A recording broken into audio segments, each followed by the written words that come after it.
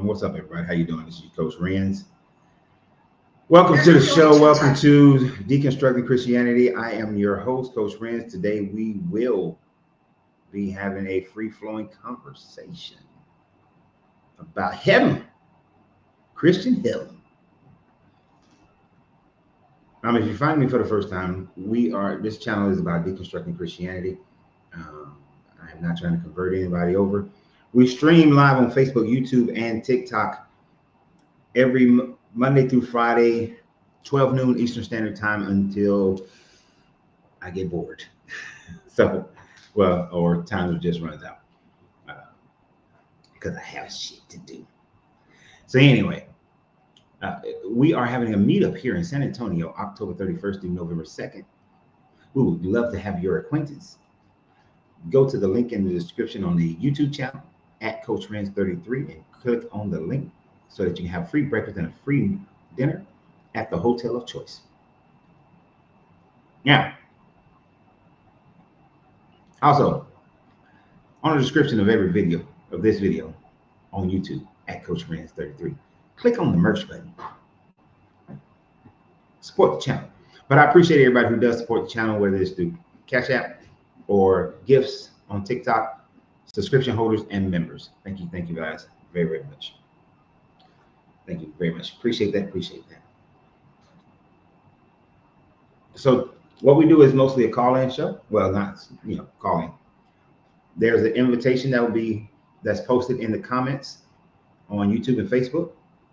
And then on TikTok, of course, people just request. And we're gonna try to keep guests to like a 10-minute or less time frame instead of having people on here going in circle debates. You have to be at least I prefer you be at least 18, but I prefer you be at least 21 before you come on the show. And we can't debate faith, we debate facts. So that's the premise. I'm trying this new Bahia Cafe cigar with my coffee, so hopefully it's a good one. Yeah, I tried it a couple days ago. Good coffee notes too. But today we're talking about going to heaven. Heaven. Christian heaven. Sounds like hell to me. So I guess we're getting started early on some guests. Hello, Holden. How you doing? I'm doing good, man. How are you? Pretty good. How old are you? I'm 25. There you go. And are you a believer or not? Oh, absolutely, I am. Okay. And what God? And the one true God, brother, Yahweh. Okay. Many people believe in different gods, so I asked that question. No, it's a fair question. I appreciate it. Yeah. Thank you. All right. So the topic that we're talking about today, we're just getting started. Is my statement saying that Christian heaven sounds like hell. What is your description of heaven? Well, okay, can I ask first, off of your thesis, like your claim, like one, you say Christian explicitly, like it's not off the Judeo belief, but mostly what I have a question about is what is your thought of hell? Okay, so I asked you the question. There's a question for the premise. We did not start. Yeah, but before I debate or converse about your claim, I want to make sure I get your claim right. So, like, what is your thought of what hell is? Why should I not be extended the same privilege since I'm hosting the show?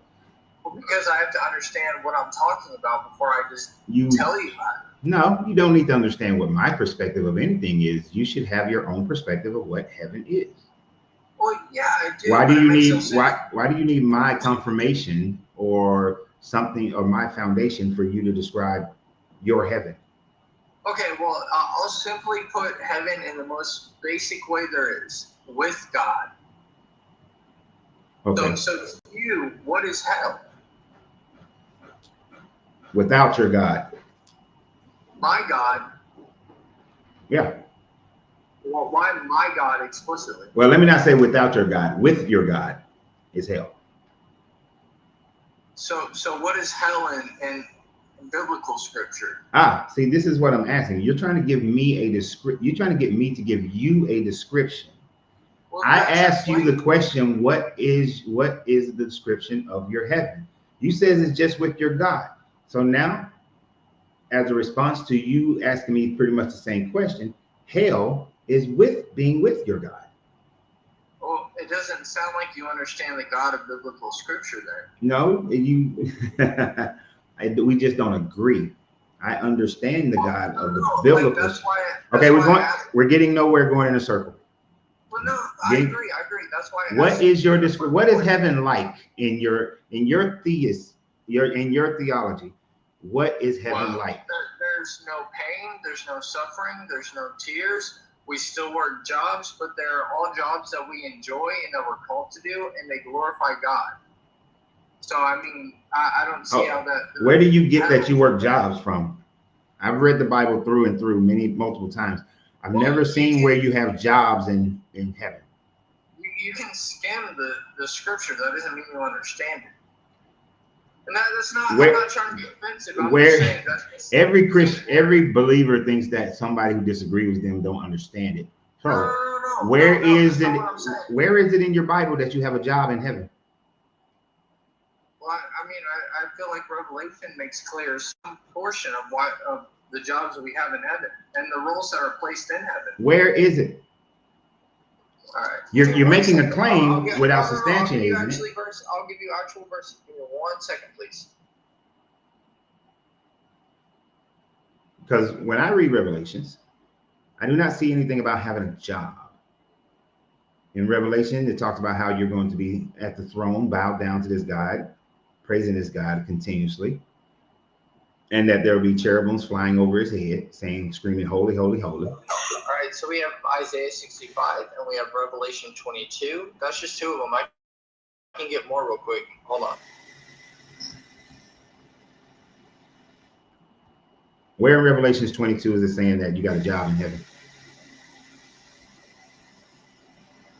And guys, let me know if y'all can hear my neighbors. They're working on the roof. Revelations 22:3. But hold on, I'm gonna get you more verses. I'll be right back. 22:3. And there will be no night. They will need no light or lamp or sun, for the Lord God will be their light, and they will reign forever and ever. I don't see any job in there. Where's the job? Y'all can hear that? Hold on.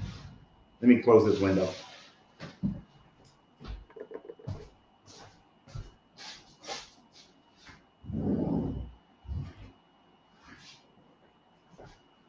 My neighbors do some roof work.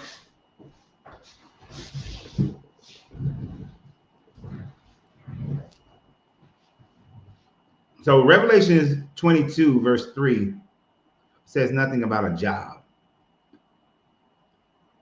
or any work that a person will be doing. So I don't know where he gets the idea of that. I forgot the other one that he said, Isaiah something. No, I'm saying that we will serve God day and night without rest because we won't be affected by needing sleep. That's a job. What? You serve God day and night, but won't be affected, and so you won't need sleep, and that's a job? That's not a job. How would you say you 25? Look, no, 23 right here. No longer will there be any curse. The throne of the fall. You know, the fall of sin. Where are you reading? Where are you reading? The throne of God and the Lamb will be in the city, and his servants will serve him. Where are you reading? Revelations 22:3. Okay, nothing accursed will be found in there are anymore, and the throne of God and the Lamb will be in it, and his servants will serve him. So there's one job, and that's just one. So your job is to serve this God. Yes. And you're calling that a job. Okay. So when you go to work, you have hold on. When you go to work and you have a boss, is that not a job? No, that is most certainly a job. So you have you got me. So you're going to have a job in heaven. But that's just one of them. I can get you others. Okay. I just asked. I'll accept that. You don't have to go find others. We don't have to go going around finding everything that says you have a job in heaven. Because I've just never thought about that as a job, that seems like a better form of slavery to me, like you're a house slave. Well, But so is having a boss in our lifetime being a slave? no, because Okay, it's a well, decision. no, So because if I let decide, me finish my statement. No, having a boss is not being a slave, because at any time frame I can walk away from the job. Hence, it's not exactly. slavery. But if I am condemned to serve this God for all eternity, that in itself is slavery. Well, I think that's where maybe the disconnect is from. Condemnation doesn't come from God; that comes from the enemy. Now, there's no disconnect. If you have no choice but to serve a boss, is that slavery? Who says we don't have a choice? Your Bible? Well, give me the scripture that says we don't have free will in heaven. Give me that scripture. Are you going to find something that says that exactly in heaven you do not have free will? No, it's not going to say that. But it's not there, brother. Oh, do you know why people go to hell? God doesn't send people to hell. People on earth say, I don't want a God, I don't want to believe in God, or I don't want to follow God. And God respects their personal choice to not follow him, and is not going to force them to live in eternity with him because they didn't want to. Is your God all powerful? I mean, is your God all knowing? Yes. So your God is all knowing, and he knows who's going to choose him and who's not, then, right? I figured this is where it would go. You think it's predestination? No. Just because God knows doesn't mean he caused you to do it. You still have the free will to do it. He just knows what it's going to be. Can I surprise God and be like, do something that's surprising to him? But you didn't listen to me. You're not understanding how that argument.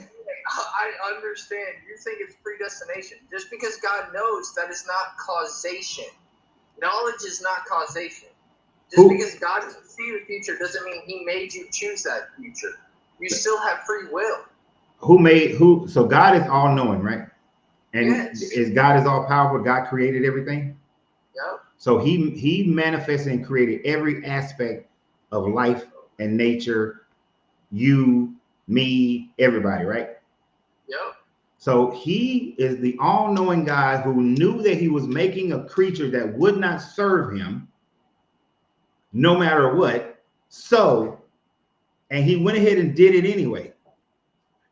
And you're telling me that I have free will? No. You do. No, sir, you don't. It sounds nice. It sounds nice, and you don't want to be a Calvinist, and I understand. But no, I'm not a Calvinist. Trust me. I just said you don't want to be a Calvinist, so I get it. But no, absolutely, I don't. In the Bible, you do not have free will. It makes you people. Yes, you do. Well, there are millions of people who will disagree with you. So let me ask you right now. I don't know much about you. I know your TikTok name. I know what you look like briefly. And is God the one who forced you to believe this, or did you come to this understanding on your own? Well, see, here's the thing. I will definitely say I came to this understanding on my own because I do not believe in. Listen. Don't okay me like you gotcha. Because I do not believe in your God, or that your God actually exists. So therefore, your God does not have any power over me. He did not create me. He does not know what I'm going to do because he does not exist. So if he doesn't exist, then of course I have free will. But for those who believe in him, you do not have free will. I actually disagree. I will argument the opposite. If you are just biological code, then it's just your brain coded to do things off of evolution. You do not have free will based off evolution. I promise you. That's not how evolution works. Yeah, I promise you, yes it is. We still don't even fully understand how the consciousness works and how it came into being. So to make an assertion that is just simply biological chemicals and that sort of thing is you understand that science has not come to the understanding of why thought and reason and rationality has even become existent. That doesn't make your Bible true or your God real. I didn't say that, but it doesn't make atheists seem more appealing. Because if it's just biological code, then I'm just doing whatever my biological code tells me to, not what I actually want to do, as if I don't have an actual soul. Mm-hmm. It's just biological code.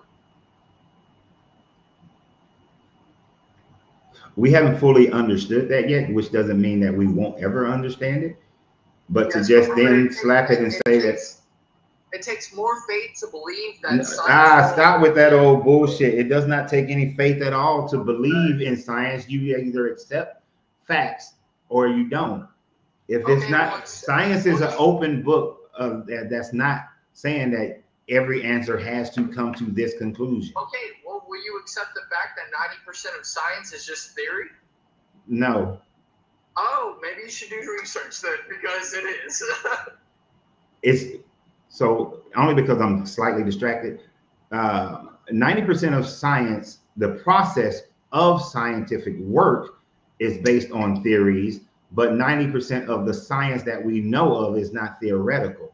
It is not theoretical. Is it theoretical that of how to start a fire? I'm not basing. Is it theoretical how to start a fire? No, obviously you know the answer. That's rhetorical. It's not rhetorical. If it was rhetorical, I wouldn't keep asking it. Because we all know the answer. It is rhetorical. It's an obvious answer. No, it's not obvious to everyone. Oh, well then. Is it obvious to a 3-year-old? Is it obvious to a 4-year-old, 5-year-old? No. Okay, see, now you're reaching. No, I'm not reaching. What I'm showing you is that as you grow, you learn different things. And as we have learned different things, the science that a child doesn't know, we eventually teach that child that science of how to start a fire. That's fair. Now, starting a fire is not a theory; it's a fact of how to do it. It's a scientific fact of the process. What I am not saying is that 90% of what is facts, it is theory. I'm saying 90% of science as a whole is theory. Not everything we know, 90% of is theory. No, everything we know is a fact.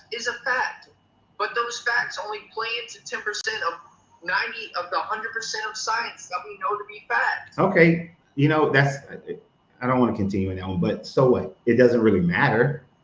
It doesn't matter. That doesn't mean that you have to have this greater faith in science, because what the fact of the matter is that I accept the facts. People can theorize about a whole bunch of stuff. That matters not to me. It doesn't. I don't have that. That doesn't mean I believe it. Like the quantum singularities and to a certain level, I don't care. You see, I don't sit up here and say I have faith that is real, or string theory, I have faith that is real, or multiverse theory, I have faith that is real. No, I wait until it's interesting, but prove it. So there's no requirement of faith, and there is no faith in a scientific theory. We just wait, see, test, observe, and peer review. You have a belief in something that you are claiming to be fact, but has not been tested, observed, peer reviewed. Well, it's been peer reviewed. The reason being, you can't scientifically prove a philosophy. You also can't philosophize. You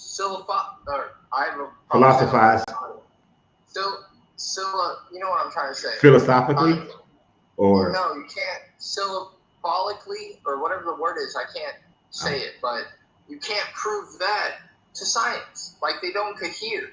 It's not the same. Philosophically, you can't philosophically prove science. It's not how that works. They don't go in the same boat. That makes no sense. Science doesn't need. Science is not a philosophy. Exactly. 2 + 2 is 4. That's mathematics, yes. Which is still part of science. No. Science is not one thing. Math is not science. When you say science, okay, so is anthropology a science? Yes. Is psychology a science? Is what? Psychology, is that a science? Yes. Is astrophysics a science? So yes. Science is not one thing. The word science is a big grouping of things. Kind of like saying Canaanite, but then there are multiple different groups within the Canaanite that go under the name Canaanite, under the lineage of Canaanite. So math is a science. No, math is not a science. I know we come from different eras of going to school, but brother, math has always been a science. I promise you, mathematics is not a science. It's a law of nature. Without humans, it would still exist the same. Undiscovered or discovered, it would exist the same. You don't need tests to prove that it's real. It just is. Mathematics is not science. So we'll just disagree on that one, because I've always been taught, and I've had the understanding, that mathematics is a formal science. Well, like just said, you can literally Google that math isn't a science. Okay. I promise you.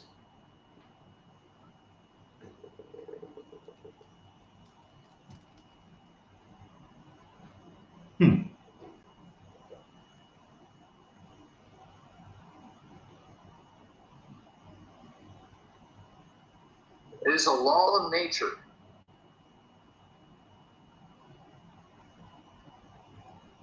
Interesting. It immediately comes up and says, no, math is not a science. Hold on before you speak. But it is better categorized as a formal science, which is what I was taught, that it is a formal science, or an axiomatic system. I don't know what that is. It's not a natural form of science.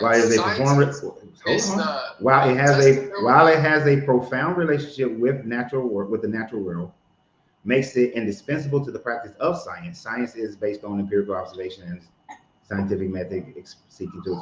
Yes. Okay, I can see why you're saying that it's not a science, even though, like I said, I was always taught through high school and college that it is a formal science. But it has both of them in here. I'm not trying to make myself right, so I'm going to say that you're right. All right. So, okay, but we're going way the hell off to the right here. Yeah. So what is hell to you? There is no hell. I don't believe in it. Hell doesn't exist. Okay, but you say no. I'm saying off your statement, your claim, Christian heaven sounds like hell. Are you saying the Christian heaven sounds like the Christian hell? No, I was saying that. Okay. So I get you. I get what you're saying. Christian heaven sounds like hell to me, because the life on earth is better. My life on earth is better than the description of heaven that I see in the Bible. Brother, we should have started there, man. Come on. So do you enjoy pain? Sometimes. Okay, well, I mean, like, do you enjoy a bullet wound or getting slashed in an artery? Would you enjoy losing a loved one? Of course not. Well, in losing a loved one, I'm sad for a minute, but then I'm not. Because, well, yeah, that's fair. I mean, that's. I don't believe in. I see it as energy. It's just energy. There's no such thing as death. Well, no, but what I'm saying is, on this earth, you claim it, at least for a while, it does not feel good. Yeah, I miss my grandmother, but it is what it is. And, dude, that's fair. I miss my family members. I can't bring them back. Okay, continue to the. My point is, in heaven, there isn't death. So you don't have that, even if it's just for a week or two, or even if it's for 2 years, or even if it's for 5 months, no matter how long the duration, there is no that amount of time with that kind of pain. It's not making it better for me. You gotta see, what you have to understand is you're nitpicking little items here, little items there. All right. No, I simply asked. Can I finish? You get shot, you get cut. Yeah, those are pains that I don't like. But you know what I would not like even more so? Where I would rather get shot than have to be a servant enslaved to this God and worshiping him 24 hours a day, all day. Well, hell, there is no night, but they're worshiping this God for eternity, and all I'm doing is worshiping this God. That's it. Sitting at his throne, bent over, worshiping this God. Not going to do that. That's slavery to me. Being a servant, as you pointed out, you are a servant to this God, serving this God, this for eternity. No, I don't. That's slavery. I would rather endure pain than be a slave to any deity. Well, I mean, you're not alone. But my question is, do you think the people that believe in God, that they're forced to believe in God? or that they choose to believe in God? I believe they're indoctrinated into believing in God for the most part. Oh, really? So the atheists and Muslims and Jews that convert to believe in Christ as their Lord and Savior are indoctrinated to it? And the Christians and okay. 70% Hold on, stop. Let me teach you something about this channel. You ask me a question, I get ready to answer, you keep talking. Well, don't do that. My point. No, well, see, if you ask a question and you stop, and then I start answering, and you start again to further deepen the question, no. Well, my bad. I didn't hear you. My bad. So there are different levels and types of indoctrination that occurs. There is the direct frontal indoctrination that most people are receiving from their parents.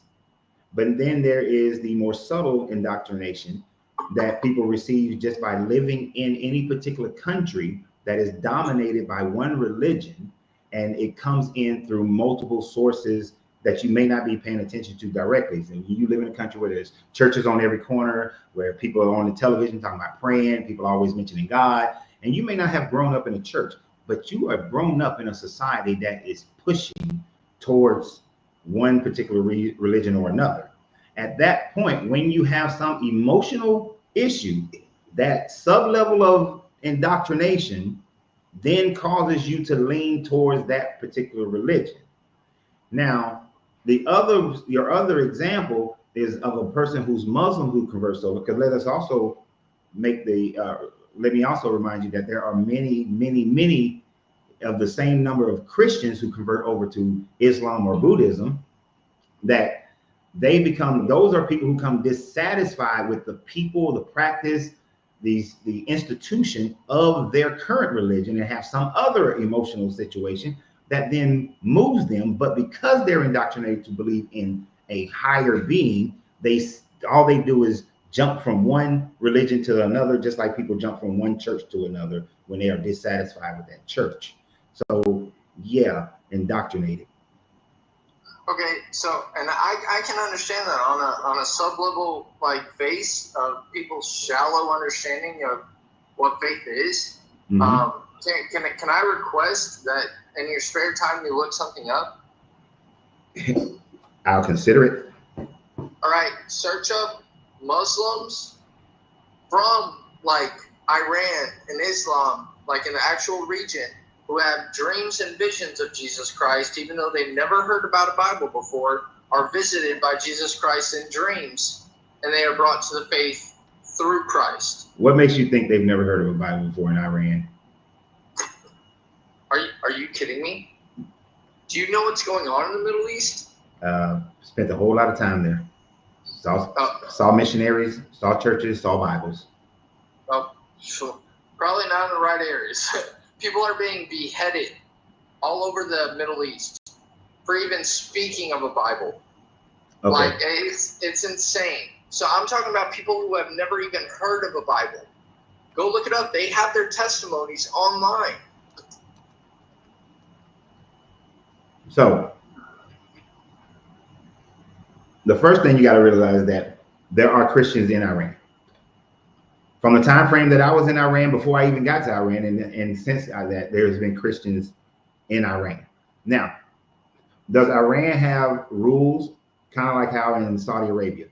It is a crime in Saudi Arabia, United Arab Emirates, to walk around proselytizing to people, to give someone a Bible, to try to convert them. That's illegal in in some of those countries. Now, in others, it's not. In other Muslim countries, it's not as illegal, like in Turkey.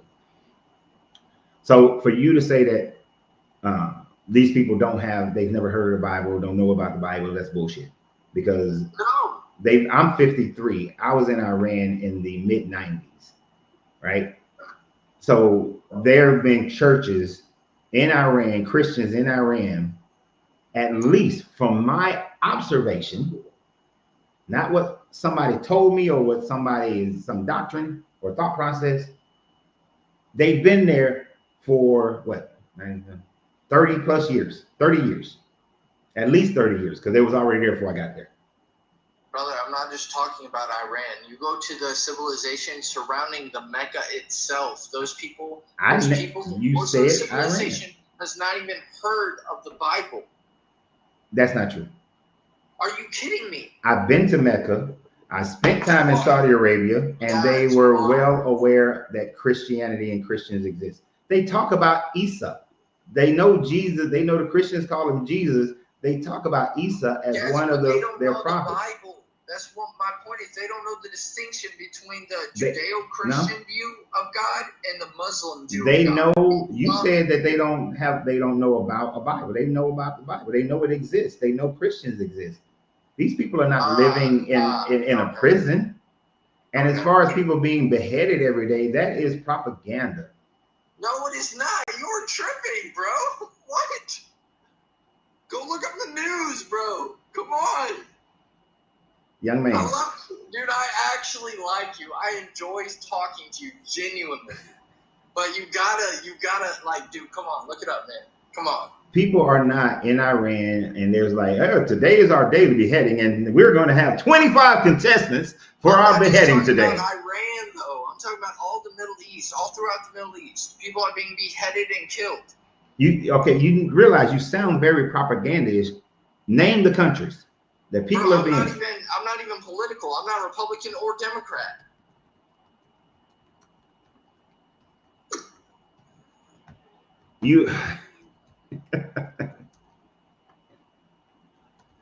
Oh, young man. They are not. There is no situation where. So I just typed in the long form of the question. Are people being beheaded in Muslim countries every day? No, people are not being beheaded in Muslim countries every day. While beheading is still used as a method of state-sanctioned execution in Saudi Arabia, it does not happen daily. The practice is also used by extremist, non-state Muslim groups, but is condemned by the vast majority of Muslims and occurs in specific conflict zones rather than across all Muslim countries. So the problem is, this is why I say it sounds like propaganda, because you are taking you're taking these smaller things when it does happen, and you're making it into the whole, right? You're putting something that happens specific reasons, specific times, by specific people, and then you're making it a whole thing because you sound like you're an American. Hold on, I'm gonna go to the. But it sounds like you're an American, which is the nationalism of America is to be against Muslims no matter what, whether you have the information or not. All right, so I was on the page. I was trying to see if you could still hear me or not, but I'm gonna go and then I'm gonna tell you each one, okay? What? I was trying to see. I pulled up the page of all the different regions that were committing these genocides or beheadings or persecutions of Christians, either in the Middle East or in the East region. And I was seeing if you could still hear me, and you couldn't. So I'm gonna read them off one by one. All right.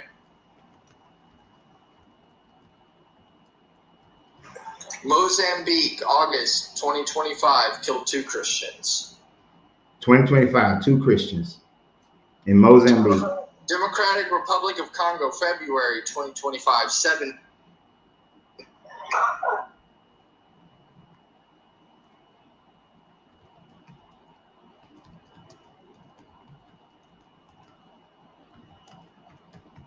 Libya, 2015, 21 Christians.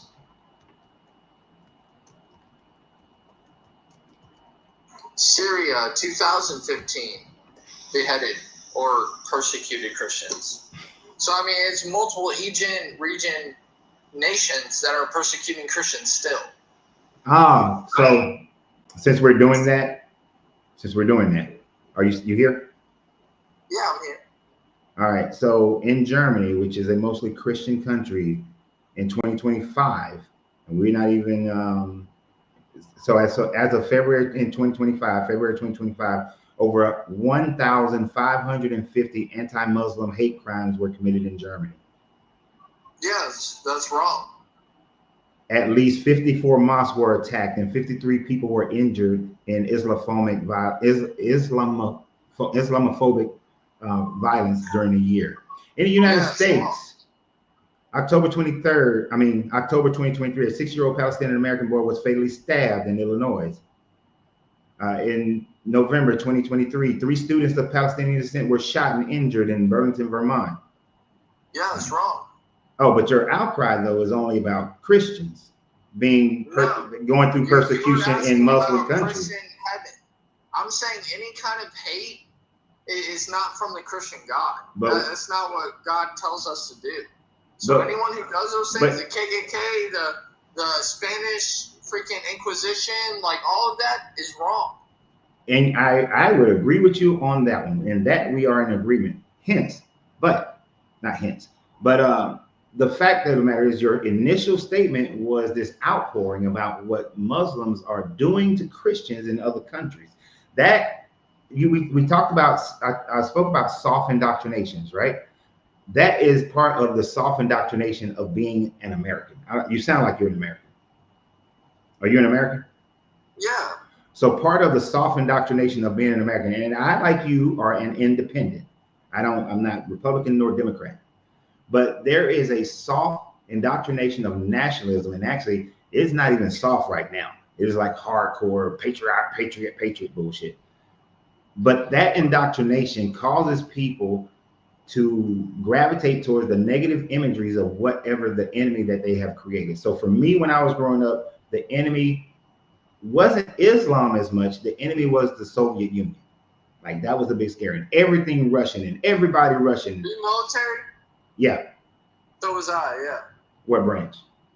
Oh, Army, 1142nd. Oh, ain't really Marines yet, huh? No, 12 Bravo, combat engineer. I did explosives. You didn't catch that, did you? Army. What'd you say? Army. Ain't really Marines yet. No, my bad. Yeah, you said it so fast, I didn't catch it. Okay. Nah, we no, respect. It's all mute. Only we can do that, you know. Somebody else came in and tried to say something about the Army. I'm like, you need to shut the fuck up. Oh yeah. Some little nasty civilian say that. Nah, shut the fuck up. But so you still serving? No, I'm not now. Okay, thank you for your service though. No, thank you, man. God bless. Oh, I mean, well, America bless, I guess. You know what I'm saying. I honor the respect. So back to the conversation. Yeah. Back to the conversation. But that soft indoctrination makes people, still look at the opposition of their religion, whether it be atheist, Muslim, or anybody else. It's just our national is right now is against Islam. So you want to guard. To me, you should guard against that, because that's how your statement inferred that Muslims were the primary evil group towards Christians out there, or something like that. Because you can probably go to some other country and Americans, period, are just getting killed because they're Americans or because they're Christian. Doesn't matter. But back to the main conversation here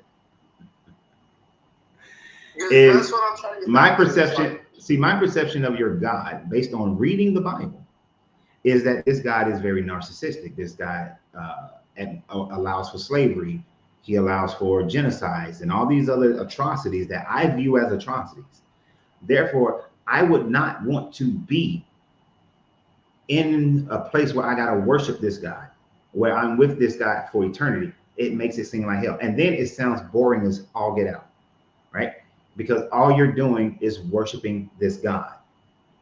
I don't even know why it talks about the 12 trees of life that produce fruit.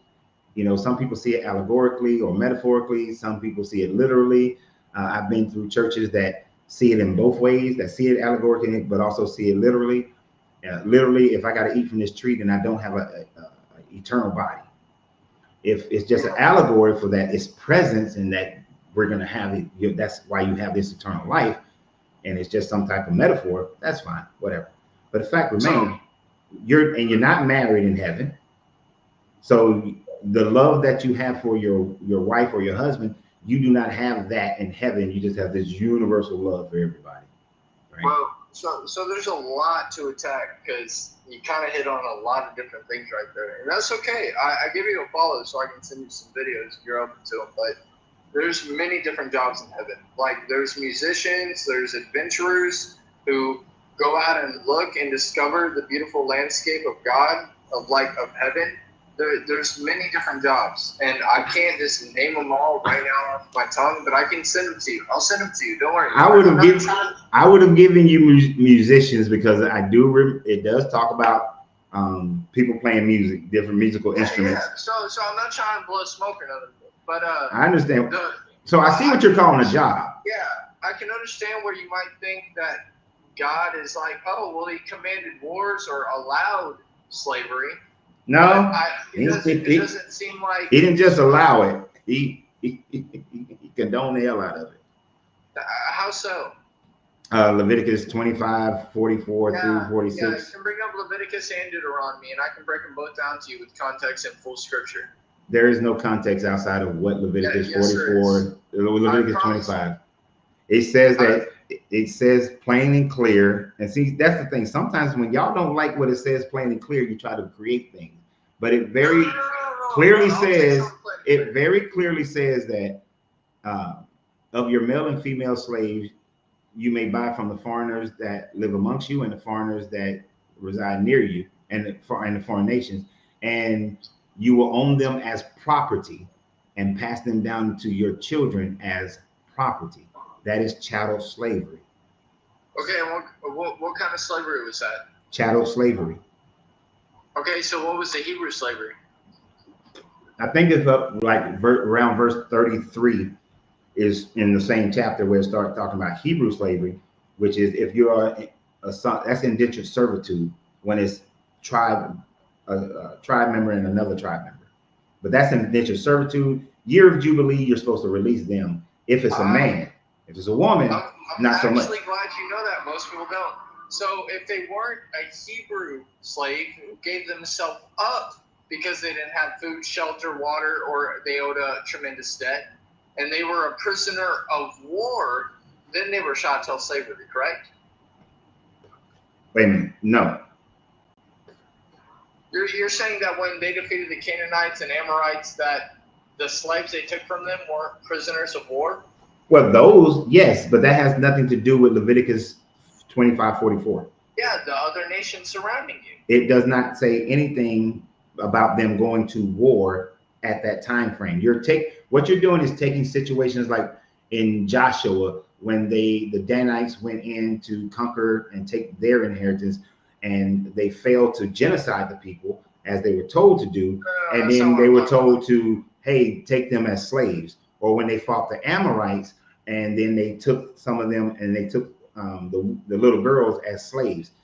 That has nothing to do with the purchasing. This is talking about purchase. They say you will buy. I'm not talking about Saul. Saul was wrong to keep Hagag. That's why I never said anything about Saul.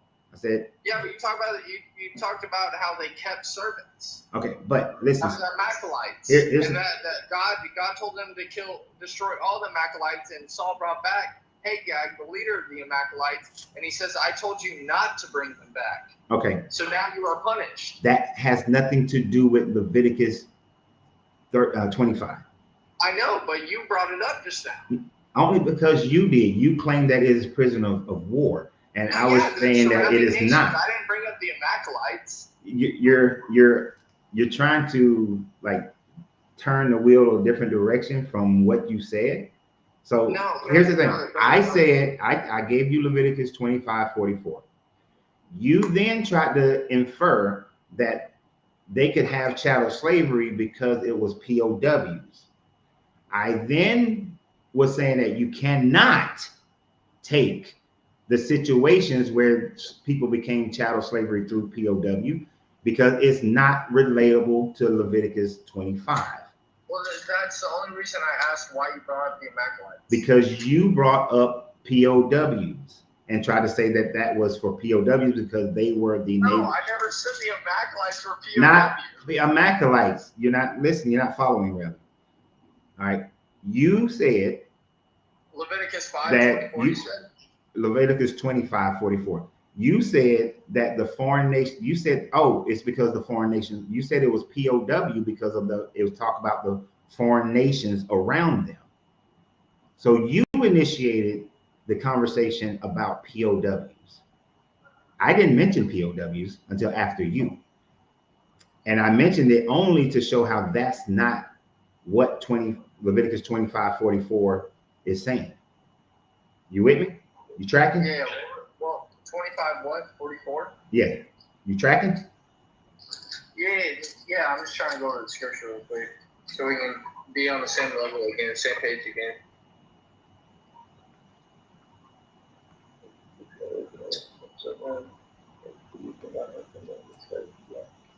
All right, so here's 39, or we'll start with 35. If any of your fellow Israelites become poor, this is Hebrew slavery, and are unable to support themselves among you, help them, as you would a foreigner and a stranger. So who's a foreigner?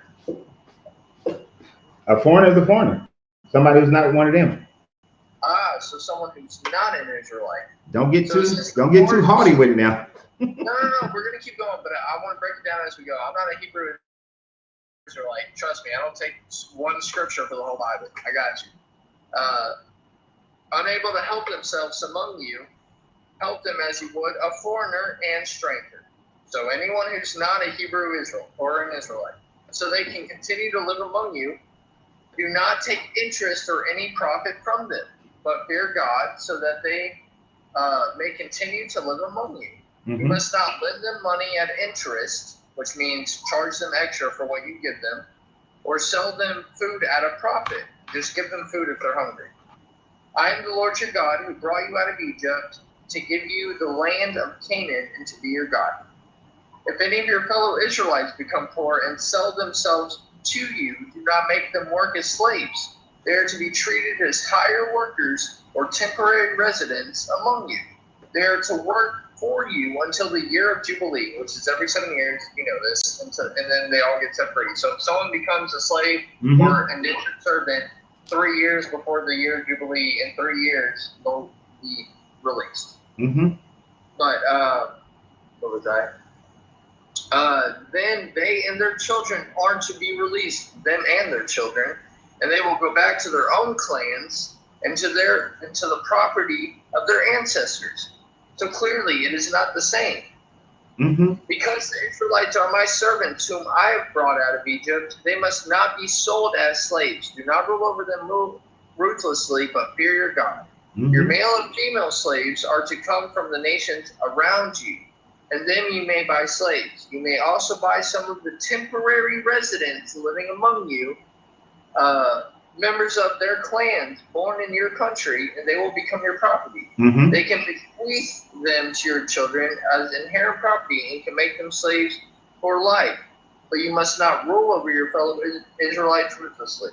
If a foreigner residing among you becomes rich, and any of your fellow Israelites become poor and sell themselves to the foreigner, okay, or to that's quite enough. You just glazed right on past the whole chattel slavery. No, I hit it. I definitely hit 44, but I was gonna read the before and after, not just before. Okay, but if you want to stop me, that's fine. Yeah, I do, because we're getting too long into this. If God says wipe out the Amorites or wipe out the Canaanites, and he says you're allowed to take slaves of the people who I have given 400 years to repent of their sin against me, and they have not, but they have fallen to where they have no way of living besides being your slave, or if someone else is selling them off because they have no way of living besides being a slave, you are allowed to buy them because they have been against me for the past however long I've given them. Where do you get that from? That's from the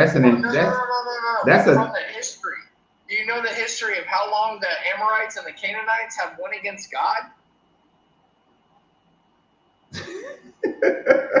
I think you need to understand. Laughing, but you're not getting an answer. Because I think straight up. Do you know how long they've rebelled against the one true God? Okay, so here's the difference. This is your narrow view of it. They are not rebelling against that God. They just don't believe that is the God for them. Because even if you read your Bible, when El Elyon gives out gives out inheritances. He gives other B'nai Elohim different land masses, and he gives the children of Israel to Yahweh. He gives the Israelites, a people, to Yahweh. So if you look at, so from that standpoint, El Elohim gave out for these other people to worship other deities. Oh, really? The other aspect of it that you have to realize is that the people of that day were henotheistic, which means you know what that means? Yes. Okay. So henotheistic people, they're not rebelling against another person's God. They just believe your God is for you and does their thing for you. Our God is for us, and he does this thing for us. So question, when the Canaanites were doing child sacrifices for false gods, and God is like, hey, I've sent prophets to tell you this is not right, and for hundreds of years they ignored it and kept doing what they were doing in child sacrifices, then God doesn't have a right to subdue them to the one true God through his children? When did this God send people to do that? When did he send people to do that? What are you talking about, bro? When did he send prophets to tell them that they were worshiping a false God on a consistent basis? Do child sacrifices. And the Israelites used to do child sacrifices as well. It has been proven through archaeology that, especially prior to the Reformation through Hezekiah and Josiah, there was child sacrifice, especially Josiah. Oh yeah, show me where. In historical evidence, show me where. It's called Google. No, Ron, come on, give me an artifact or. Hold on, because I wanted to make sure I tell you the name of the temple, the correct name to the temple. I mean, that's fine. Let me tell. I don't mind.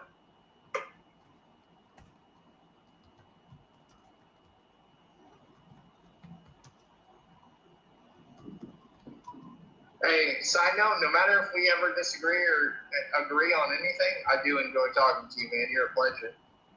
My pleasure.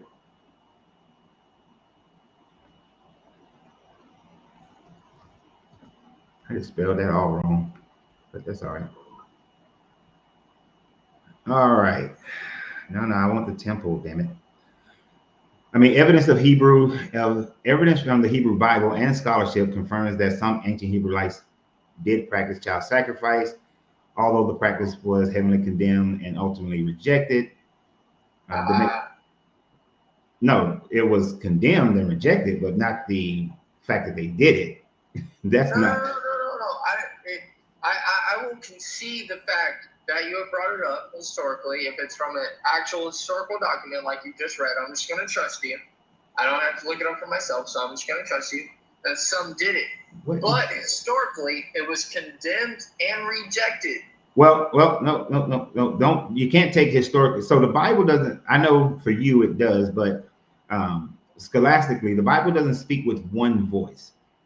Meaning that, so when, of course not. When in Exodus, I believe it's Exodus 22 is the main debated verse, that the law was requiring the firstborn son to be sacrificed just as the firstborn cow or goat. And then then it is later on that the Bible is like, no, the firstborn son will be redeemed by the number of the people of the Levitical priest. And if there's not enough Levitical priests, then you pay 25 or 50 pieces of silver to the Levitical priest to redeem your firstborn son. So there are, that's why the Bible it's not looked upon as speaking in one voice, but in multiple voices, because you got different authors writing at different times. Well, yes, they're different authors, but they're all through the Holy Spirit. So I feel like what you're trying to hint at. That's a New Testament thing right there. Hold on. So what I feel like you're trying to hint at is those contradictions, but they're not contradictions. They're just through different scenarios for different reasons. Well, you're not going to see them as contradictions because you're a believer. Oh, well, hit me with one. Hit me with a New Testament contradiction. Hold on for 1 second. I will. There's one of my favorites. I bet I know it. It'd be interesting to see if you do. Trust me, I don't just believe just because. I've researched Islam, agnosticism. Okay, I've looked at some Hinduism. So atheism. Here in Exodus, I just want you to hear this is being debated, but it's only being debated because Christians, modern day Christians and Jews, just don't want to accept it. Just don't. They don't want to think that God would have said this or that there has to be some other meaning to it. But it just quite literally says in Exodus 22, 29, start at verse 29. Do not hold back offerings from your granaries or your vats. You must give me the firstborn of your sons. Do the same with the first. Do the same. You heard the word. Do the same with your cattle and your sheep. Let them stay with their mothers for 7 days, but give them to me on the 8th day. Yeah. Do you know why it says that? Now, how do you give cattle and sheep to this God?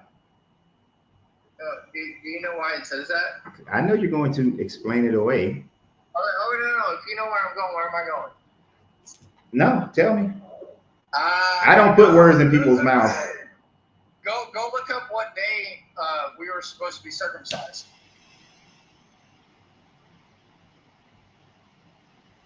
I don't have to look that up. It's supposed to be the 8th day. Yeah, exactly. But you are still giving your firstborn son in the same way that you give a firstborn cattle and sheep. How do you give a firstborn cattle sheep throughout this Bible? Well, I mean, it goes all throughout if you trace it back from Abraham to Isaac to Jacob to his son. I'm trying to remember his name. How do you give a firstborn son in the same way that you give a cow? And remember, and as far as Abraham and Isaac and Jacob, they had already, this is something that was given in Leviticus, so this is during the so-called Exodus story. So you're saying, okay, well, first off, so this is after them. I'll still try to answer it to the best of my knowledge. I'm probably not going to answer it, but I asked for a New Testament contradiction. But I'll still try. I have very limited knowledge. Oh, I'm going to give you a New Testament contradiction. Don't worry about that. Well, that's what I asked for originally, but I'll still try. Firstborn, when it says on the 7th day, handed over, it says that this will be the covenant, the circumcision. On the 8th day, you will circumcise. So I'm saying like that's what draws most clear to me from what I know from the Old Testament. Yeah, that's not what that is in reference to in this part of Leviticus. I don't know. And this is why I said that. I mean, I didn't say Leviticus. I meant Exodus. But this is why later on, and this is what I don't mind giving Christians the extra part. Later on in Exodus, then it changes and says, let the firstborn, see, it still doesn't talk about circumcision. It said, let the firstborn be counted, let their redemption be by the number of Levitical priests. So it changes it later on in Exodus. Well, like I was trying to say earlier, besides circumcision, through Isaac, Jacob, and all of the descendants, you see a correlating pattern that it's the second born that's counted as the firstborn. Like not as they were the first birth, but that they take the heir. So like David, he had an older brother from a different woman, correct? But yet he became king. Jacob, he had an older brother. That has nothing to do. That has nothing to do with that situation. Well, I don't know, but I think it might have something to do with it. It doesn't. Once again, I asked for New Testament. I don't mind admitting that I don't know. Okay. That's fine. Now, in this one story, there's multiple contradictions. So let me start with what should be the easiest. Okay. When Jesus was born in Bethlehem, right? Yeah. And where did Mary, Joseph, and the baby Jesus go after? Well, one of the books of the gospel says they went to Egypt. And where does the other book say they went? I can't remember right now, if I'm being honest. I'm not going to lie to you. So Matthew says that they went to Egypt right after. The angel came, told them, pick up the key, grab your shit and go. to Egypt and hide there until Herod is dead, right? Yeah. Because Herod was looking to kill him. The Luke version says that on the 8th day they went to Jerusalem. They paid the temple tax for her having the baby so she can be clean, and then they went to Galilee. Went back to Galilee in their city of Nazareth. Okay, what verse of Luke does it say after 8 days they went to Galilee? I think it's it should be Luke chapter 2. 2 what? I don't know offhand.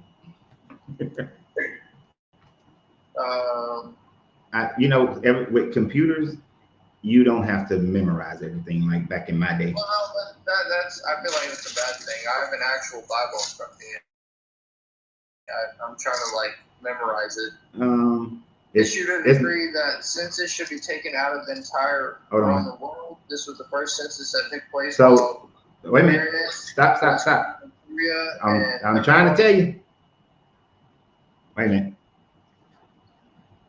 So if you look in Luke, I lost it, but where is, oh yeah. So this is when they went to Jerusalem. So verse 21.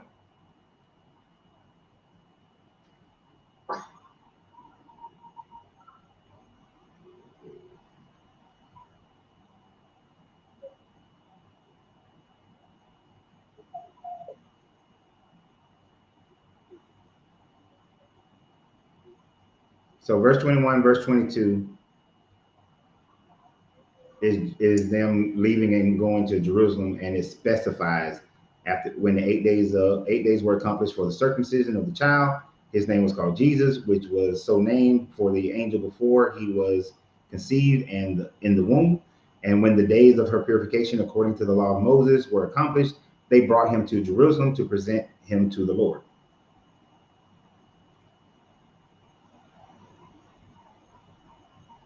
But you see how they went to Jerusalem, right? So where's the contradiction? Hold on. And now they in Jerusalem, they have this conversation with this dude, and then they have a conversation with this woman. And then when you jump down to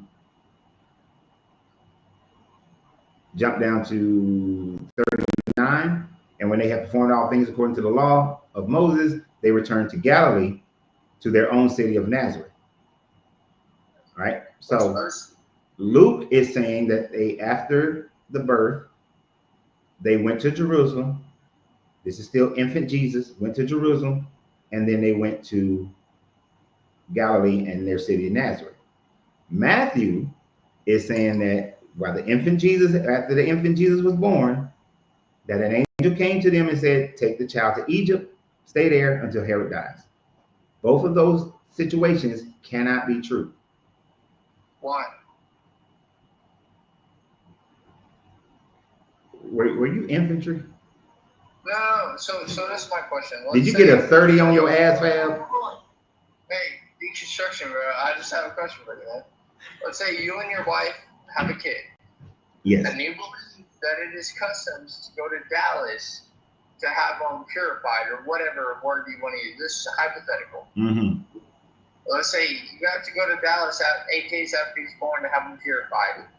Mm-hmm. All right. So, and one of your friends, and then angel comes to you and says you have to go to Dallas to have him purified on the 8th day, Mm-hmm. and then you have to run off to Memphis, right, until Herod's done. Mm-hmm. Right.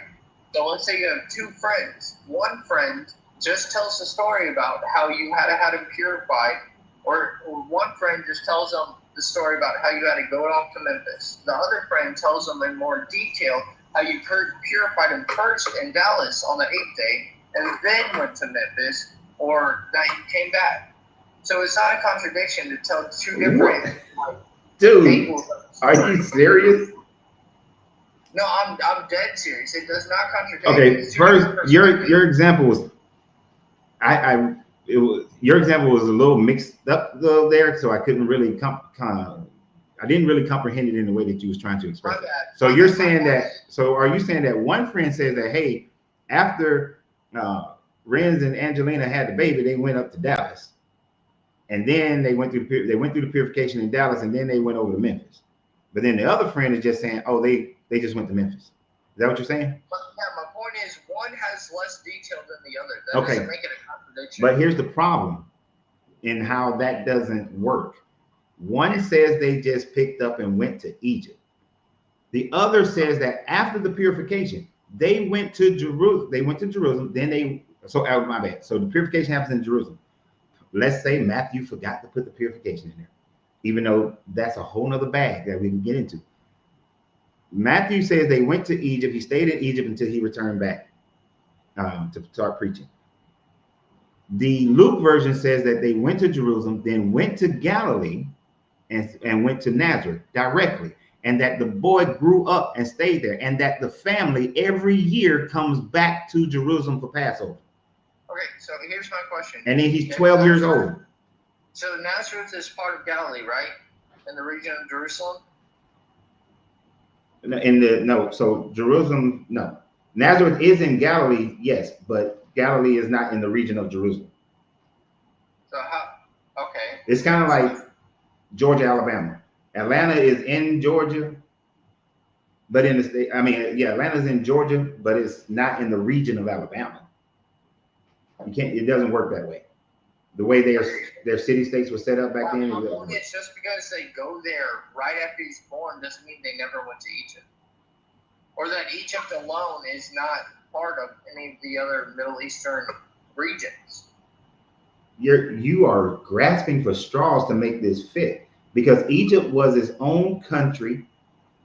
It was its own nation, separated from Judea completely, right? It was all under the Roman government, yes, but you couldn't just travel all willy-nilly like you want to, or because they were under different rules. And at this time frame, and this is another issue, in the Matthew version of the story, Judea is under Herod the Great, which at that time frame they were a vassal state of Rome, whereas Galilee, they were under Rome, but they had a puppet regime, whereas Galilee at that time frame was a vassal state of Rome, meaning that they weren't under Rome's government, but they paid money, a tax, to Rome for protection and for Rome not to mess with them, right? It's kind of like a mafia situation. So these are. But my point is, chronologically, there's no contradiction. There is brother, I promise you, look it up.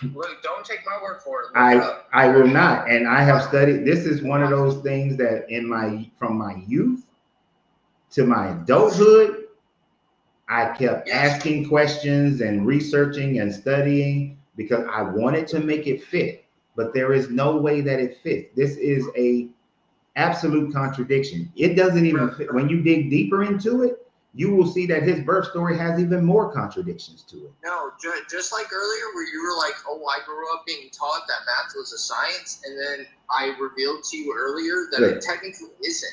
You can't take if you took the stance that if you misunderstood one thing in life, you've misunderstood everything else.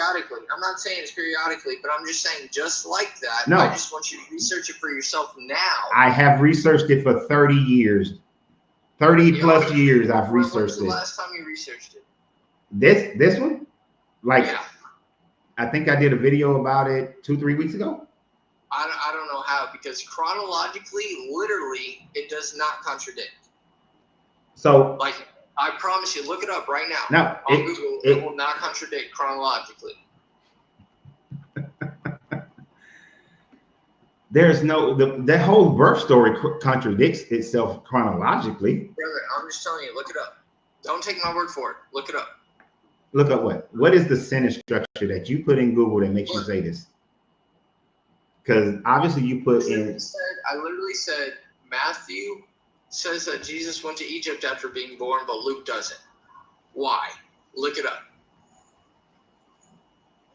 Why am I looking? Just give me your answer, dude.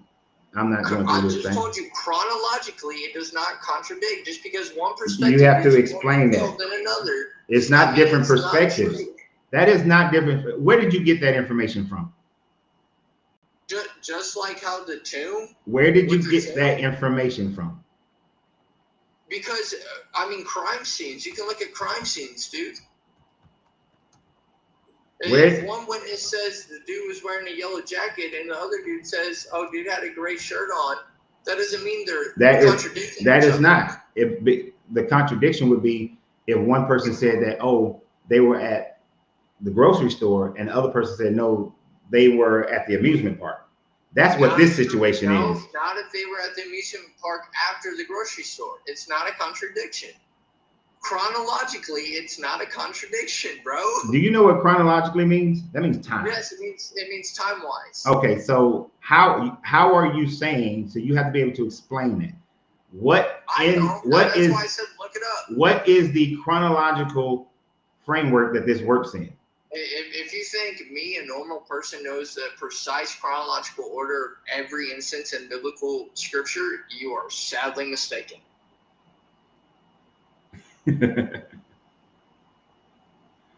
Okay. Just look it up, man. Just look it up. That's all I'm asking. Let me tell you why what you are reading there does not work. So I see what you're reading or what you found. Oh, but now you want it to fit what you believe. No. This is not what I believe. See, what you don't understand about me is that I just base on where the information lands. So what you're trying to say, what you found is trying to say and put it in some type of chronological order is that first they fled to Egypt and then they went to Nazareth.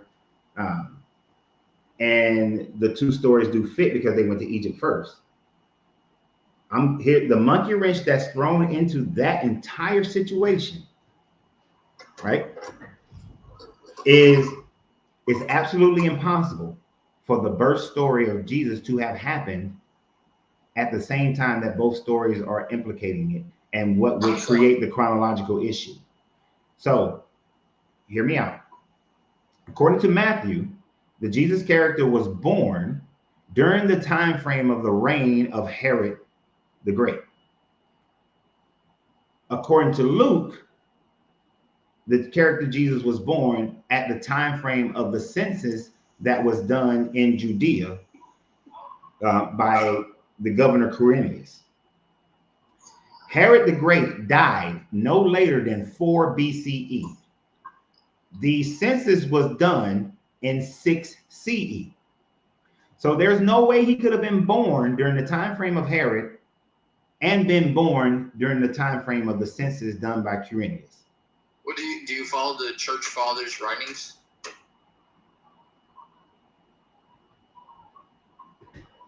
Can you just answer that? No, yeah, that's why I'm asking. Without asking a question? I'm not saying believe in. Have you ever followed or tracked with the church father writings? It depends on what you're talking about, because I've read many of their writings. So okay, so I don't just give a blanket. On one of the earlier writers, when this happened, he created the wrong time frame. That's why the BC and BCE, or the BC and AD, were offset. They're wrong. Jesus Christ was actually born around 4 or 5 BC, based on his time frame. Okay. And he convinced the world that it was that time frame. Okay.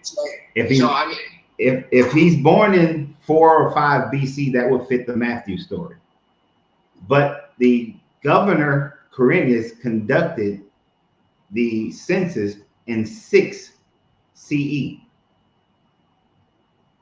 So you're saying that they claimed that he was born at the same time as the consensus,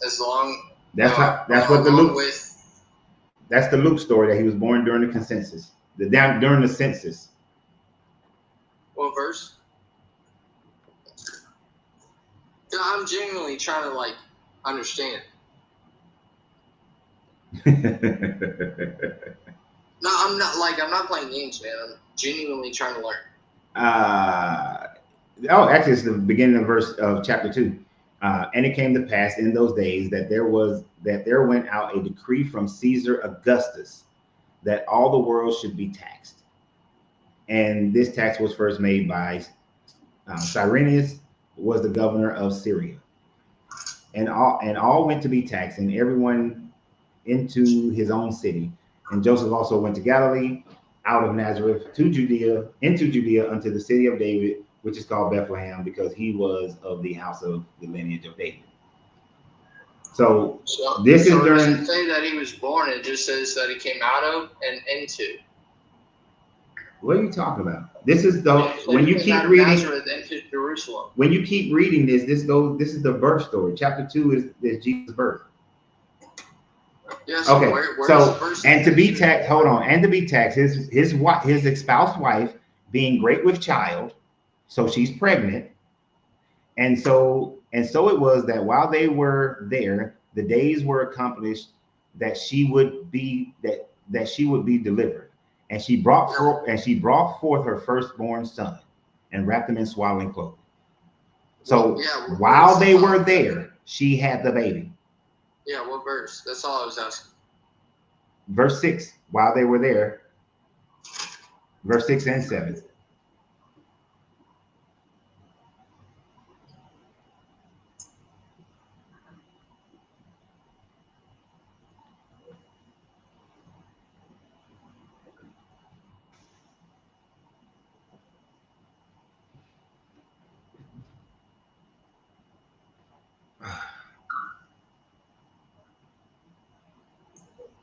So you're saying that Caesar Augustus' decree was later than King Herod?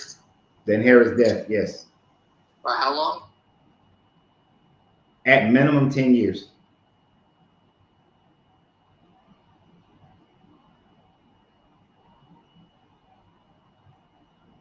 So the whole moving the Egypt and Nazareth timeline thing doesn't work since he was born, he could not have been born in both timelines at both times while Herod was alive and while this census happened.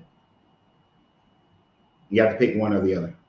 They both can't be right, which makes it a contradiction.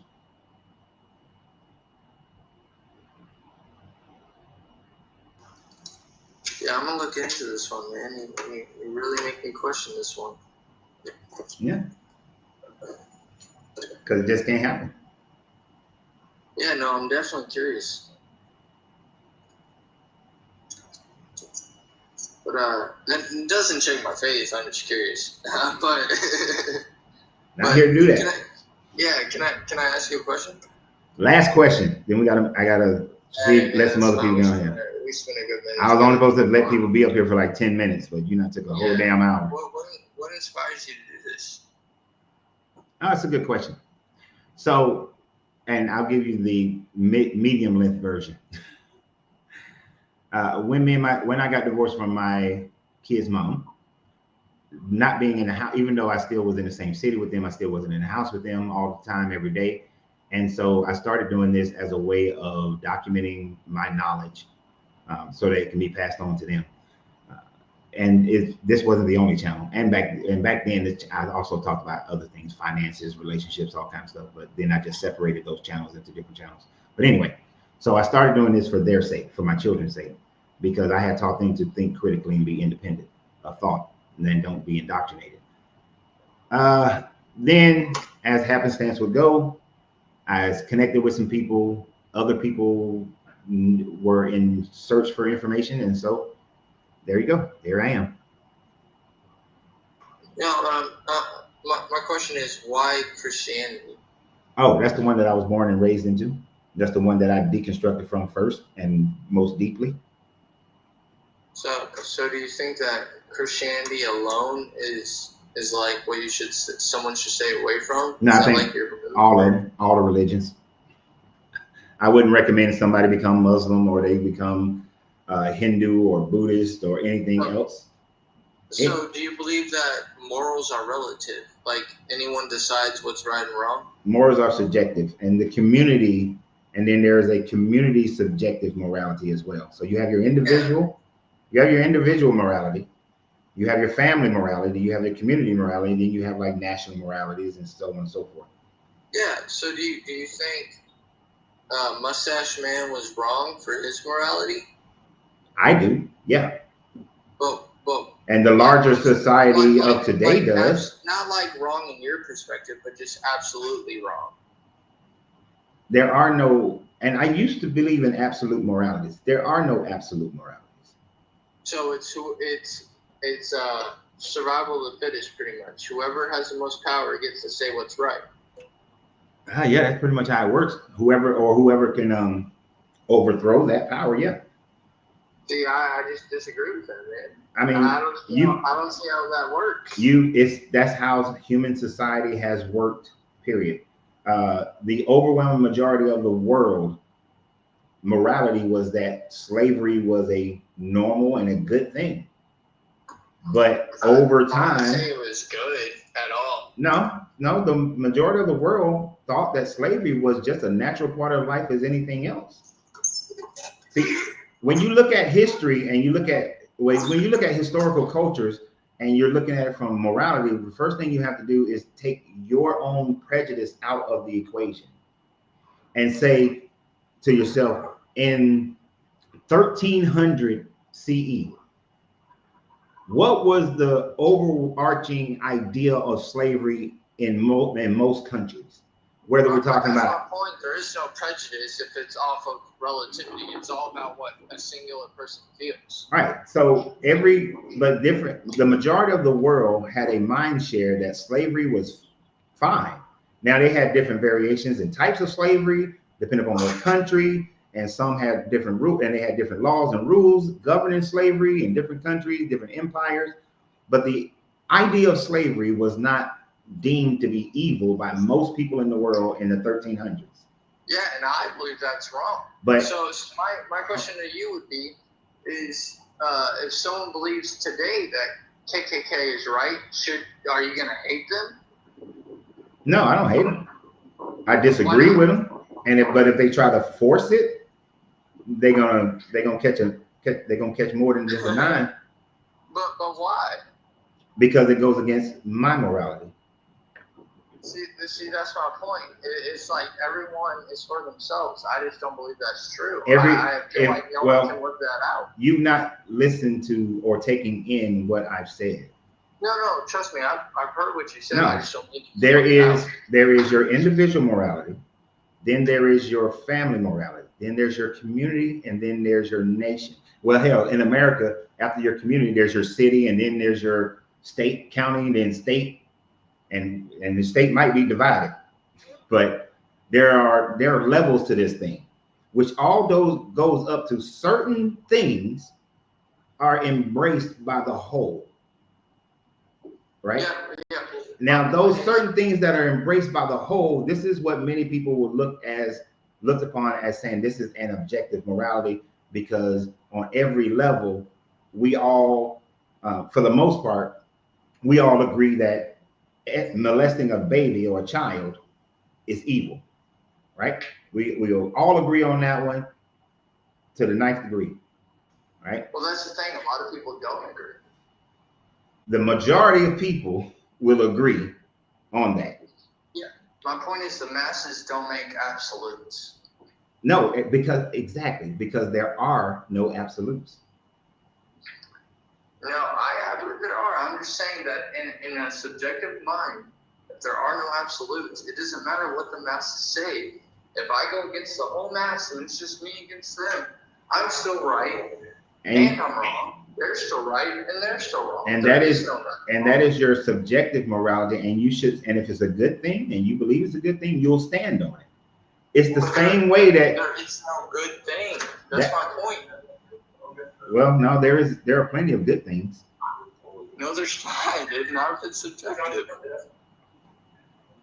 You can't argue. You know, morality. I enjoy talking to you. We'll catch up another time. All right. I'll let someone else up. All right, appreciate you. All right, much love, man. All right, much love to you.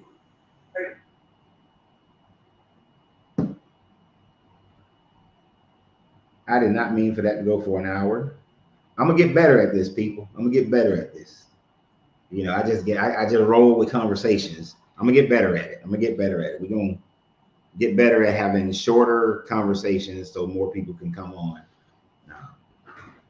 But I'm gonna tell y'all, it's hard to do that. Just not trying to provide an excuse for me, but it's actually hard because I did not know that he and I had talked for a whole damn hour. It did not feel like he and I was talking for a whole hour. But that's when you're having, to me, when I'm having a good conversation with somebody, the time, time is relative. What if the masses are the ones who change the policy? And that's generally what happens, is that there's the law of innovation of diffusion, law of diffusion of innovation. That's how it goes. Once a idea hits the tipping point of between 15 to 18%, then you get this 36% of early adapters who then join in. So now you are the majority thinking in a certain way.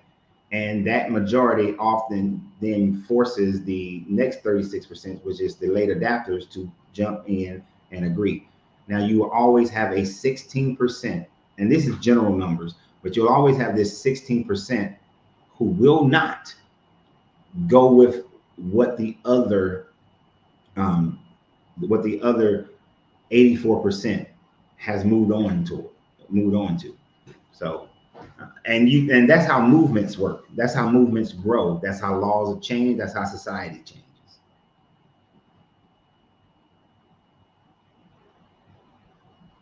So we could, it wasn't until the mentality of people changed that women got rights, that slavery ended, that child labor laws, and you still got some countries where child labor laws hadn't reached that point, but in most places it has.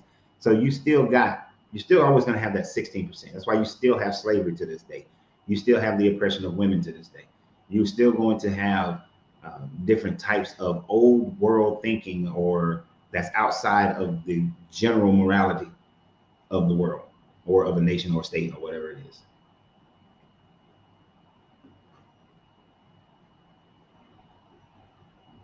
But you guys have heard me on this show talk about how there was certain objective moralities. I had to come to realize that no, those are only objective moralities for me. Only for me. That can't do it. All moralities are subjective.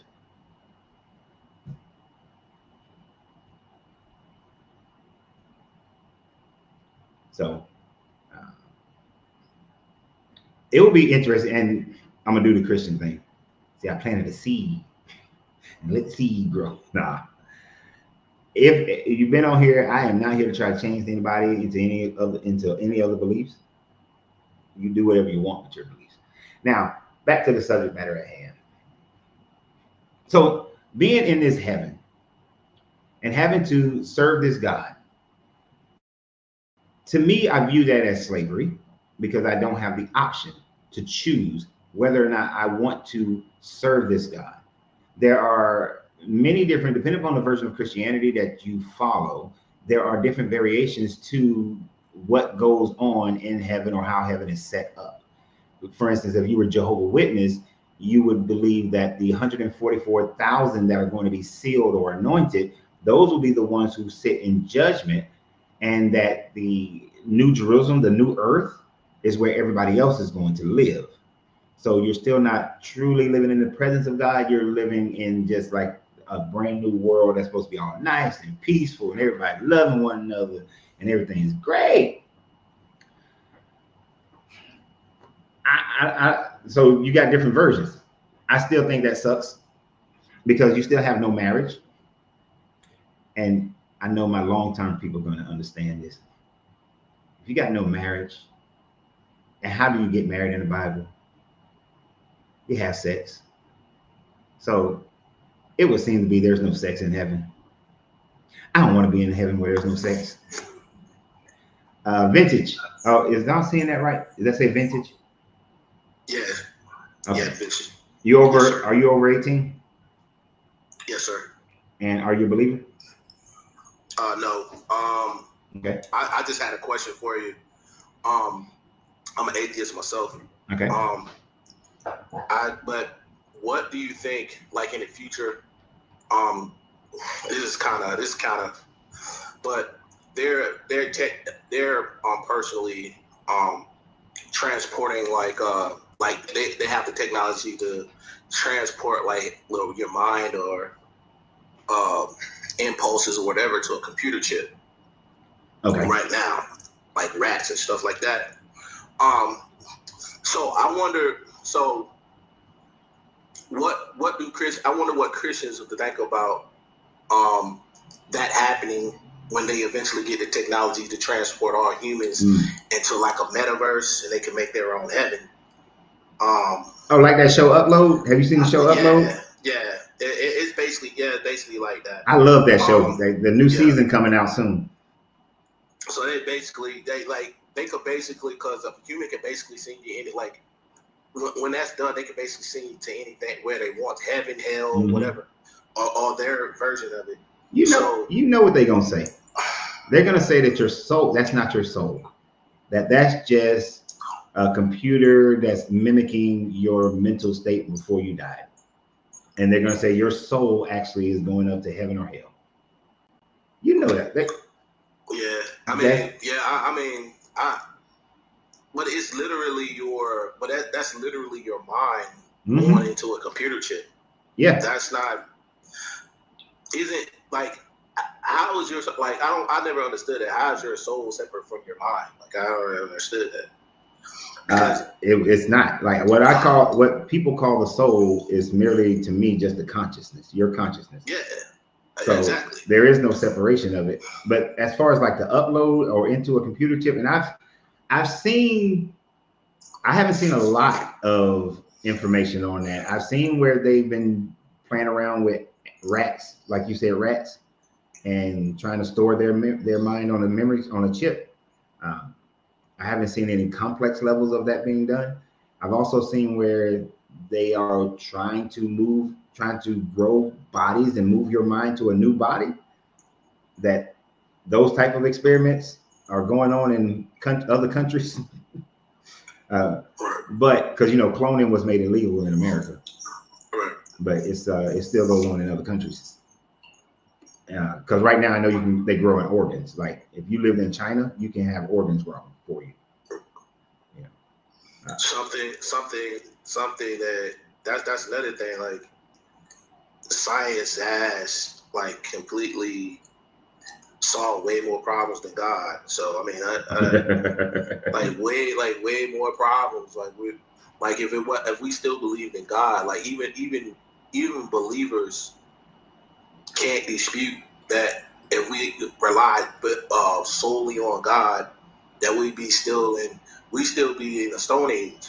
Like the God as I understand it doesn't want you to have a mind of your own. You're supposed to, because I'm from the South and I was raised Christian, and right. from what I can surmise,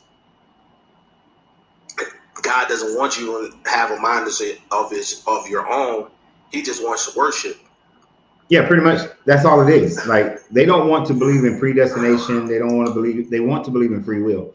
But if you looking at the mindset that is portrayed about this God and looking at what is anytime we talk about heaven, you are a mindless automaton for the most part. You're just going to do what this God makes you do. You're going, and even the other gentleman mentioned some of the early church fathers, even in their writings, they were saying that God is going to take away any of your desires to do anything else other than worship this God. And that he will also take away, because he said there'll be no sorrow. So he's also then, in order for there to be not any sorrow, knowing that you got other people in suffering for all eternity, then he has to take away who you are. Right. Because, and one person, I think Augustine wrote that your knowledge that people are suffering for all eternity is going to make you appreciate this God even more because you're with him, which will increase joy in heaven. Wow. Yeah. That's the looniest shit that I've heard. That's the looniest stuff that I've ever heard of. Like even as a child, it sounded loony to me, but I just couldn't say anything because I didn't want that switch. But it's crazy, man. Yeah, I know plenty of people who were beaten into church, especially in the South. Black people in the South. Oh, yeah. You miss church. Tell me about it. Hell, it happened to me one time. We went to church and my my grandparents and everybody got out the car. They went. Well, my grandfather never went to church till right before he died. But they go in, and the teenagers and younger ones, we used to sit in the car because we didn't want to hear all the old people stuff, the announcements and stuff. Man, we sat in that damn car so long. Next thing we know, everybody walking out the church. We tried to run in, got that ass whooping. Because we sat out in the car the whole time. Now, I didn't grow up in a house where you were beaten like that to go to church, but that one time, because my grandma was embarrassed.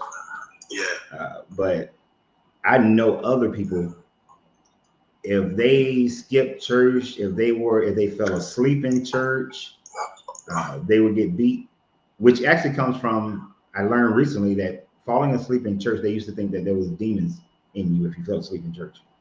Wow. I mean, it couldn't be that you've been in church for 14 hours and you're a child. I mean that's pretty logical to say there's a demon.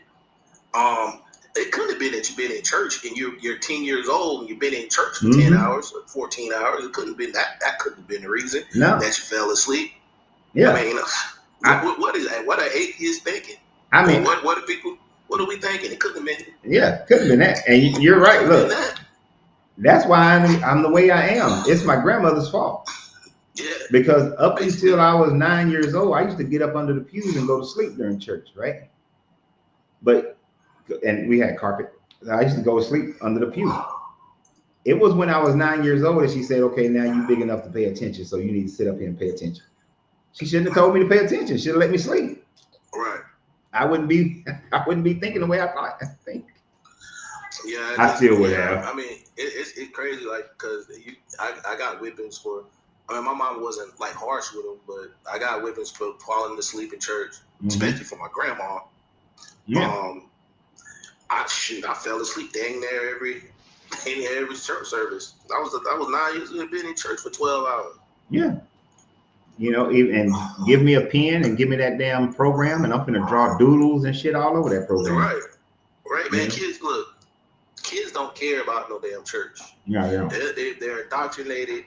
They only go because their parents threaten them with either punishment or some type of severe or some type of more severe punishment. Mm-hmm. So it's a shame that kids have to be like. I understand that you have to teach kids morals and stuff like that, but some of that stuff that I heard in church as a child, I was like, yo, why would they like kill people and take their land and shit like that? Why would they do that? Mm-hmm. And I asked my mom, and she was like, she'll try to defend it, they disobey God and stuff like that.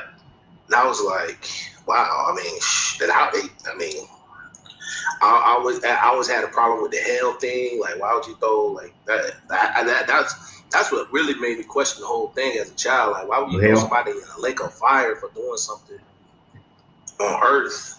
Like, they can't. And you know these people is going to do it. Like, that you made them. You created that way. You created a whole situation, and then you want to punish people because they don't believe in you, and then you want to punish people where your process. So, being Black in America, the process that my ancestors became Christian was through slavery and brutality. Why would I want, if you were a loving God, that's not the example that you want to show me to make me say, yes, I want to do that.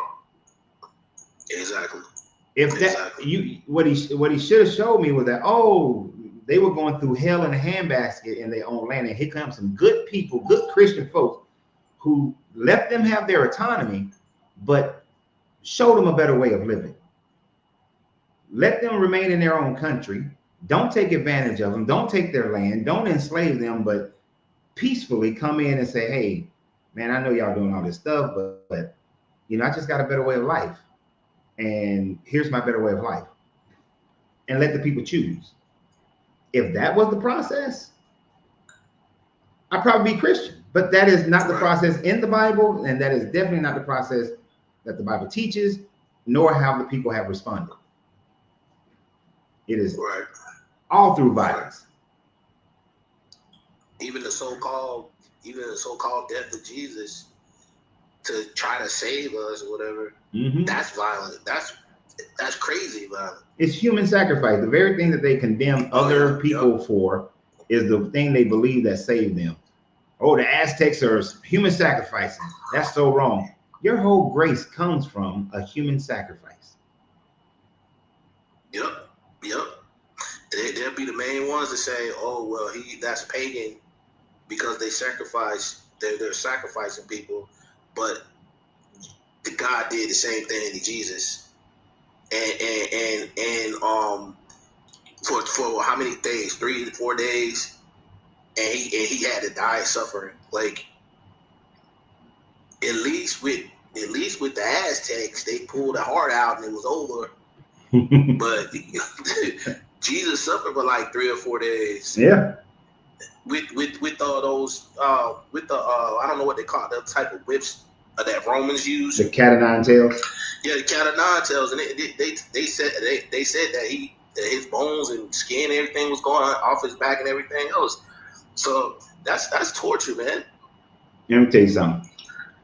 If a man got beat by the cat of nine tails, that motherfucker not walking and carrying no big ass cross. Not even for the amount of steps that they claim, because I walked that path when I was in Israel, and I seen a cat of nine tails, and I seen it like hit some wood and rip chunks out of wood, and we're talking about some flesh. Your ass ain't carrying shit. You 2/3 dead. Or like one of my favorite movies, he's not dead, he's mostly dead. Let me ask you a question. Let me ask you this question that this guy Isaac is asking. I want to see what I have my thoughts on it. I want to see what your thoughts are.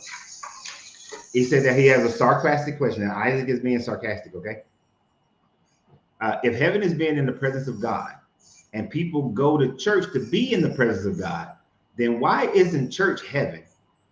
And another thing, if the Holy Spirit is God and he lives in you, how can heaven or church be places that are closer to God, considering that God is already supposed to be inside of you? Is it possible to be closer to God than him being inside of you? So basically, if God is supposed to be in the church and that's God's house, why has the church got so much hell going on in it? And so wouldn't church be heaven?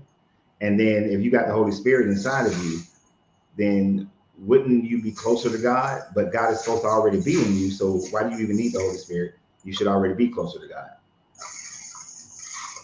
So why the church so full of hell if that's supposed to be the presence of God, the house of God, if they're supposed to be in the presence of God? Give them too much logic, man. Just skip it. Another question is, why does God always need money? That's the question to me. Right. He doesn't. It tells the people to take care of the poor, the widows, the orphans. It's not an organization that's supposed to take care of the poor, the widows, and orphans. It's you as an individual should do that, right? But that is the thing, though. So much trauma happens in the church by the people in the church, and of course, they always want to say, "Oh, well, every church is not a house of God." But you got a church, and here comes a shooter coming into the church. Right? You are making way too much noise. Is that me? Oh, yeah. Oh, my fault, man. Let me move. But the church is supposed to be the house of the Lord. Now, of course, the ecclesia actually means the assembly, the people. But anytime these people assemble, they are a representation of the church. So it doesn't matter if you're in somebody's house, you're out on the street, but people choose to do it inside this building. So the ecclesia is still present inside the building that folks go in and they pew all up in there. If they are in the presence of this God, where is this God defending them? Where is he defending? Where is he defending the little girl, the little boy that's being molested by the other part of the ecclesia? Where's that protection? Where's this God at? And yes, I know somebody's going to bring up more like Isaac is probably already preparing Isaiah or Ezekiel, one of them, where it says that this God creates all the calamity. So he creates all the evil too. So I would, so in that is the pew pew person and the molesting deacon or molesting mother, because there's some deaconesses and mothers who did some molesting too. Did this God create the calamity by which they brought into the church? Since he says that he creates the calamity. When the storm hits and the people in the church and the church building get ripped to shreds, did this God create all the deaths of all these Christians by him creating all the calamity? And as far as the money, and the money gets all spent up and abused and utilized by these pastors, and these stupid ass people keep still believing in this pastor, keep following them, watching them fly off in jets while you can barely pay your rent and you don't have food on your table. Where is it? Where is this God? Where is his presence? When is he going to do something? In the Old Testament, he was always doing something. The first part, the New Testament, he's doing something. This Mark ain't doing nothing. He ain't done shit for 2,000 years. Is he on retirement? If we was in the first 1,000 years, then people might say, oh, well, you know, 1,000 years to God is 1,000 years to man is one day to God, and God is on a seventh day rest. Well, we in 2,000 years now. Rest over. We ain't seen this God's presence in nothing, not one thing, other than stealing people money, taking from people, allowing for some of the most abusive situations in history to occur.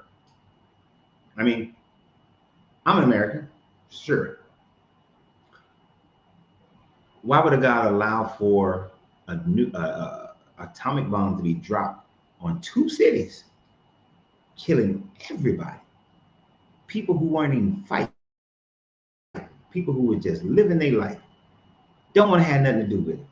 Boom, kill all those people. Oh, we're doing it to save other lives. Where was this God for those people? Where was this God in the mindset of the men who said that, you know what, we're going to drop this bomb and we're going to kill a lot of babies, we're going to kill a lot of old people, we're going to kill a lot of women, we're going to kill a lot of non-combatant men, we're going to kill all these people because we need to show them that we can destroy their entire society, and we're going to hit major ammunition and supply depots.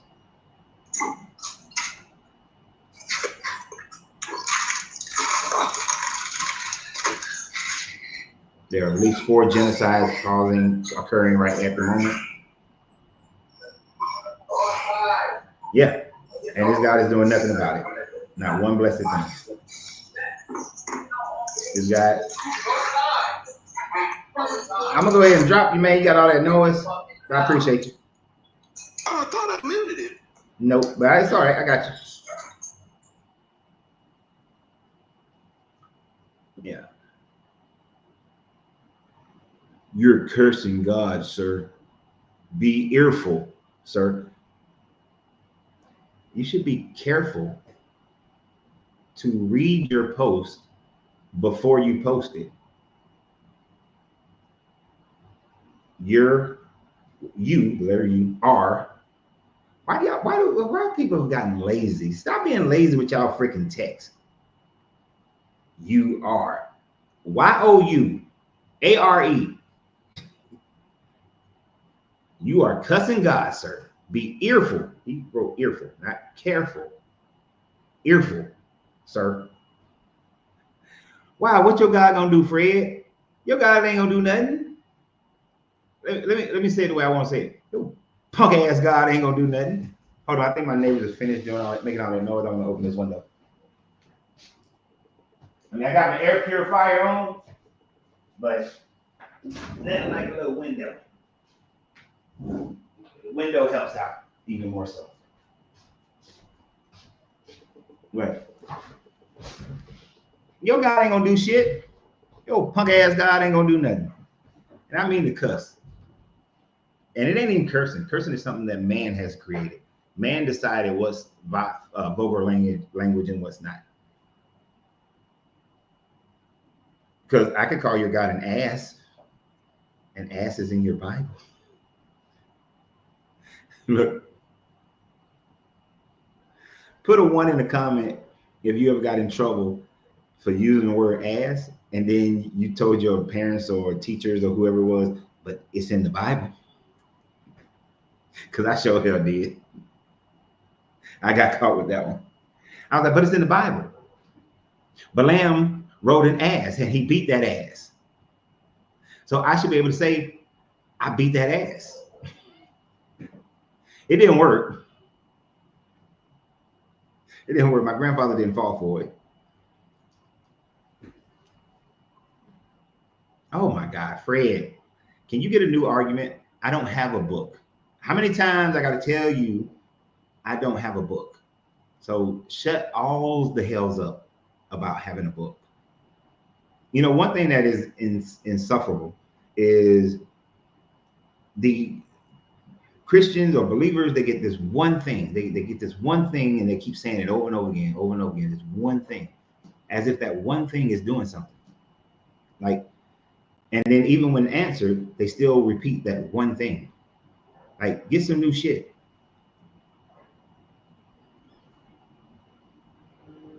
Get some new stuff. I am coolly high. I am Tyrone in the motion picture.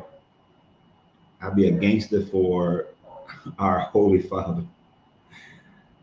Well, even though I'm a movie buff, I actually have never seen Cooley High, so I wouldn't get the reference. But I understand you're a gangster for the Holy Father. Okay. I don't know why.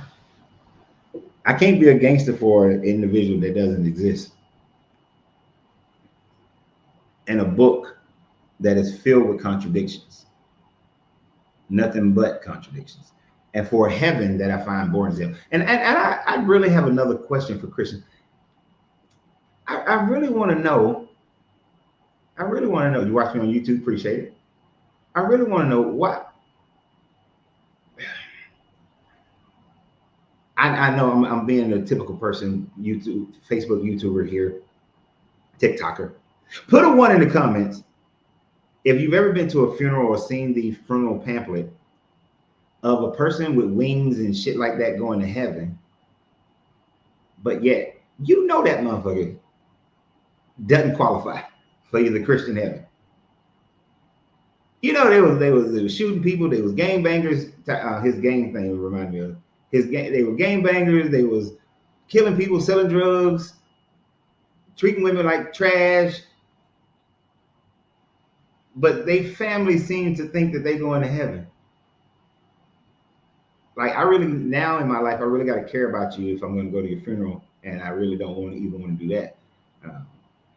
But I've been to a few funerals where I was like, that motherfucker's, and this is even when I was a Christian.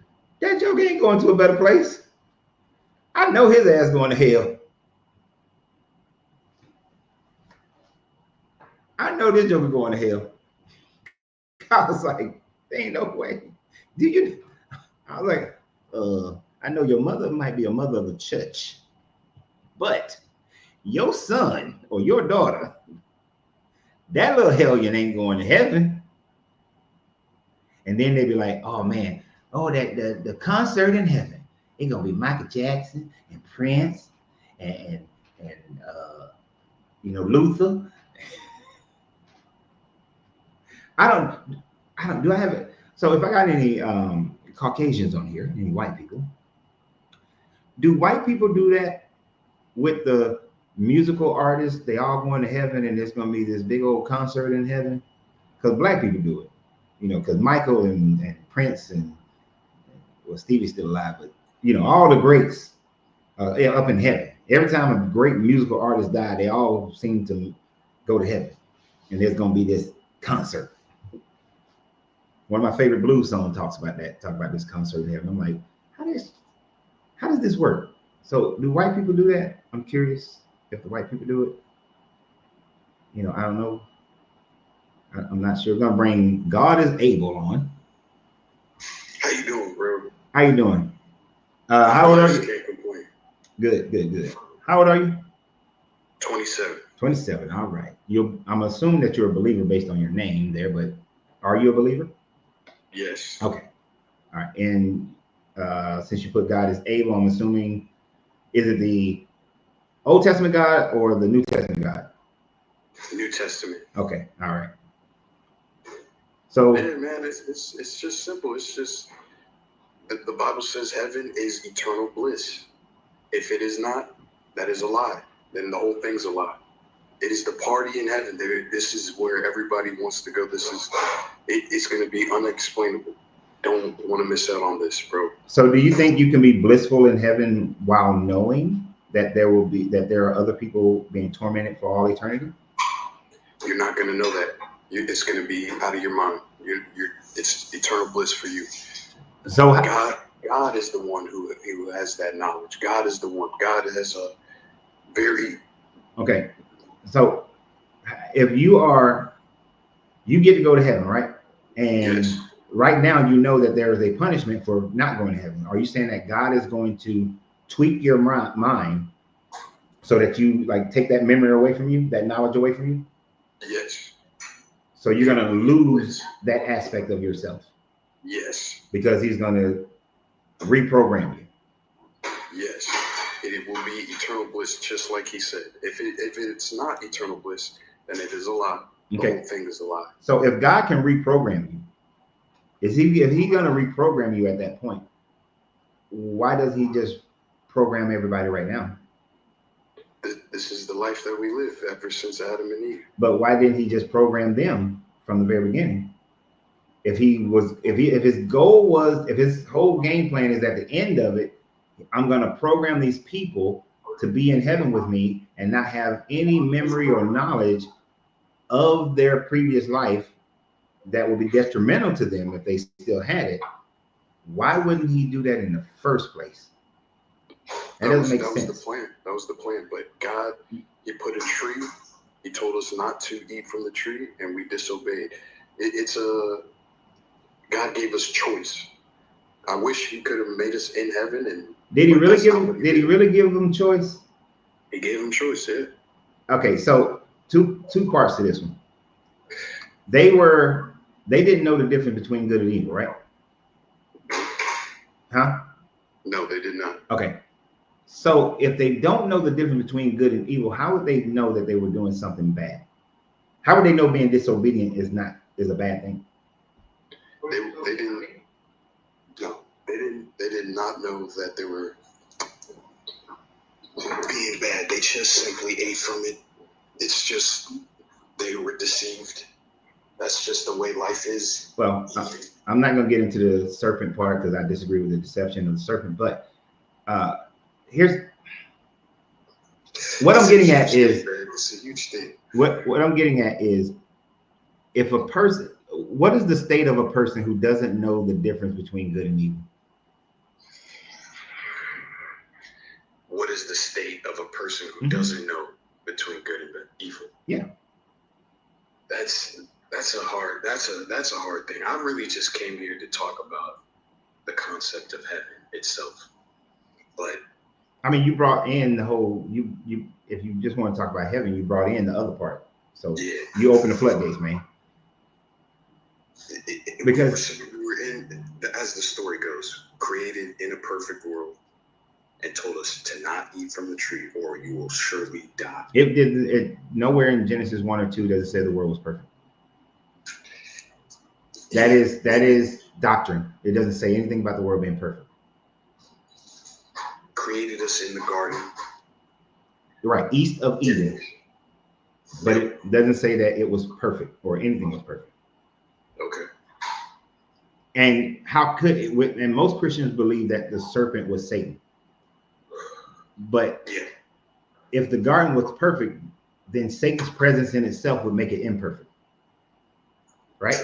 So it wasn't perfect. So he didn't put them in a perfect situation. Yes. He put them in a situation where he knew that the serpent was more cunning than the other beast that he created, and allowed that beast, that serpent, to talk to them, knowing that he was more cunning and that he wasn't perfect and that it would mess up the plan. So how's it their fault? Because they did it. They did that action. I guess he believed that they shouldn't They were smarter than that to resist. How would they be smart? Smarter than that to resist, not knowing if they was resisting good or evil. You see what that's why I asked you about the good and evil thing. It's a choice. He gave us the choice. He created us with the choice. He didn't just create us. It's kind of like life. Life, you know, we would be living there only under the condition that we do not eat from that tree. So every day you always have that option to eat from that tree. And if you eat from that tree, then you lose the blessing. And that's kind of like life that we live right now. If you want to eat, you have to work. Okay. You can't just live your life without work. You have to work. You got to eat. That's like. Okay, I understand what you're saying. But let me put it like this. When I earlier asked you what is the state of a person who doesn't know good or evil, let me give you that state. Okay. Children, we protect our children. I don't know if you have any kids yet, No. but we protect our children from the man in the white van who's offering them candy, right? Yep. The reason why we have to protect the child and not the child protect themselves at the earlier stages of their lives is because the child doesn't know the difference to be able to tell whether or not that person is being good to them or being evil to them, have evil intentions or good intentions. So we might even tell them, stay away from the white kidnapper van with the man who said you want some candy, you know, stranger danger, all those things. We still watch over them, and when we see the stranger danger, do we sit back or do we attack? We attack. We defend. Right. We do that because we know the child doesn't know the difference. Yes. But this God said, I'm gonna let the serpent roll in the white kidnapper van. I'm gonna let him talk to my child, and I'm gonna let my child get in the kidnapper van. And then I'm gonna blame my child for doing then I'm gonna blame the child for doing it. You see how that don't make sense. It might not make sense, but that's where we're at. That's where we're at. I don't think that's where we're at. I think that's what people choose who believe in this story. Because if somebody was writing a new religion today and they started out and they wrote it like that, it would be rejected. Like if that has never been told and then somebody's telling that story today, that story would be rejected because that story would be like, people would look at that with our sense of morality today. People are like, well, that God ain't right. That's wrong. That can't be God because that's not love. Yeah. Because it's the love of a parent that would keep the white kidnapper van away from their children, right? Yeah. But the love of this God didn't keep the serpent in the kidnapper van away from his children. Yeah. It's choice. And I do believe that it is not it's not man-made. I feel like if it was man-made, it would be totally different. It would make more sense. I believe this is the truth. I truly believe. So it's the truth because it doesn't make sense? Because it's more than we could imagine. It's like, I don't believe that it is human made. No. They said the numbers on your hair is numbered. Each hair on your head is numbered. There's worship of God. God tells you, there's some contradictions in the Bible. God says he's the only God. And then sometimes in the Israelite, he said, don't worship the other gods. Mm-hmm. But I thought there was only one God. It's kind of contradictory. The other gods, I believe, are demons. And it just kind of doesn't add up, but I still believe that. I recommend. And then who made the demons? Who were the demons? Who made them? Who made them? Yeah. They're the fallen angels. Who made them? God made them. God gave them choice. Nope. They were deceived. They tried to get higher than God. But didn't God know that they would do that and that they would corrupt his second creation? Yes, maybe. Yes. So again, if you were a parent, why would you make something that why would you allow something to be in the presence of your children that you know is going to corrupt or harm your children? If you are the all-powerful, all-knowing God, not you as a human, because you know we are limited in that, but if you're the all-powerful, all-knowing God, would you have created that situation? Me personally? Mm-hmm. No. I would be different. I would create us in heaven or something like that. So that's what I would do. So why would you accept a God that's not as moral as you are, not as loving as you are?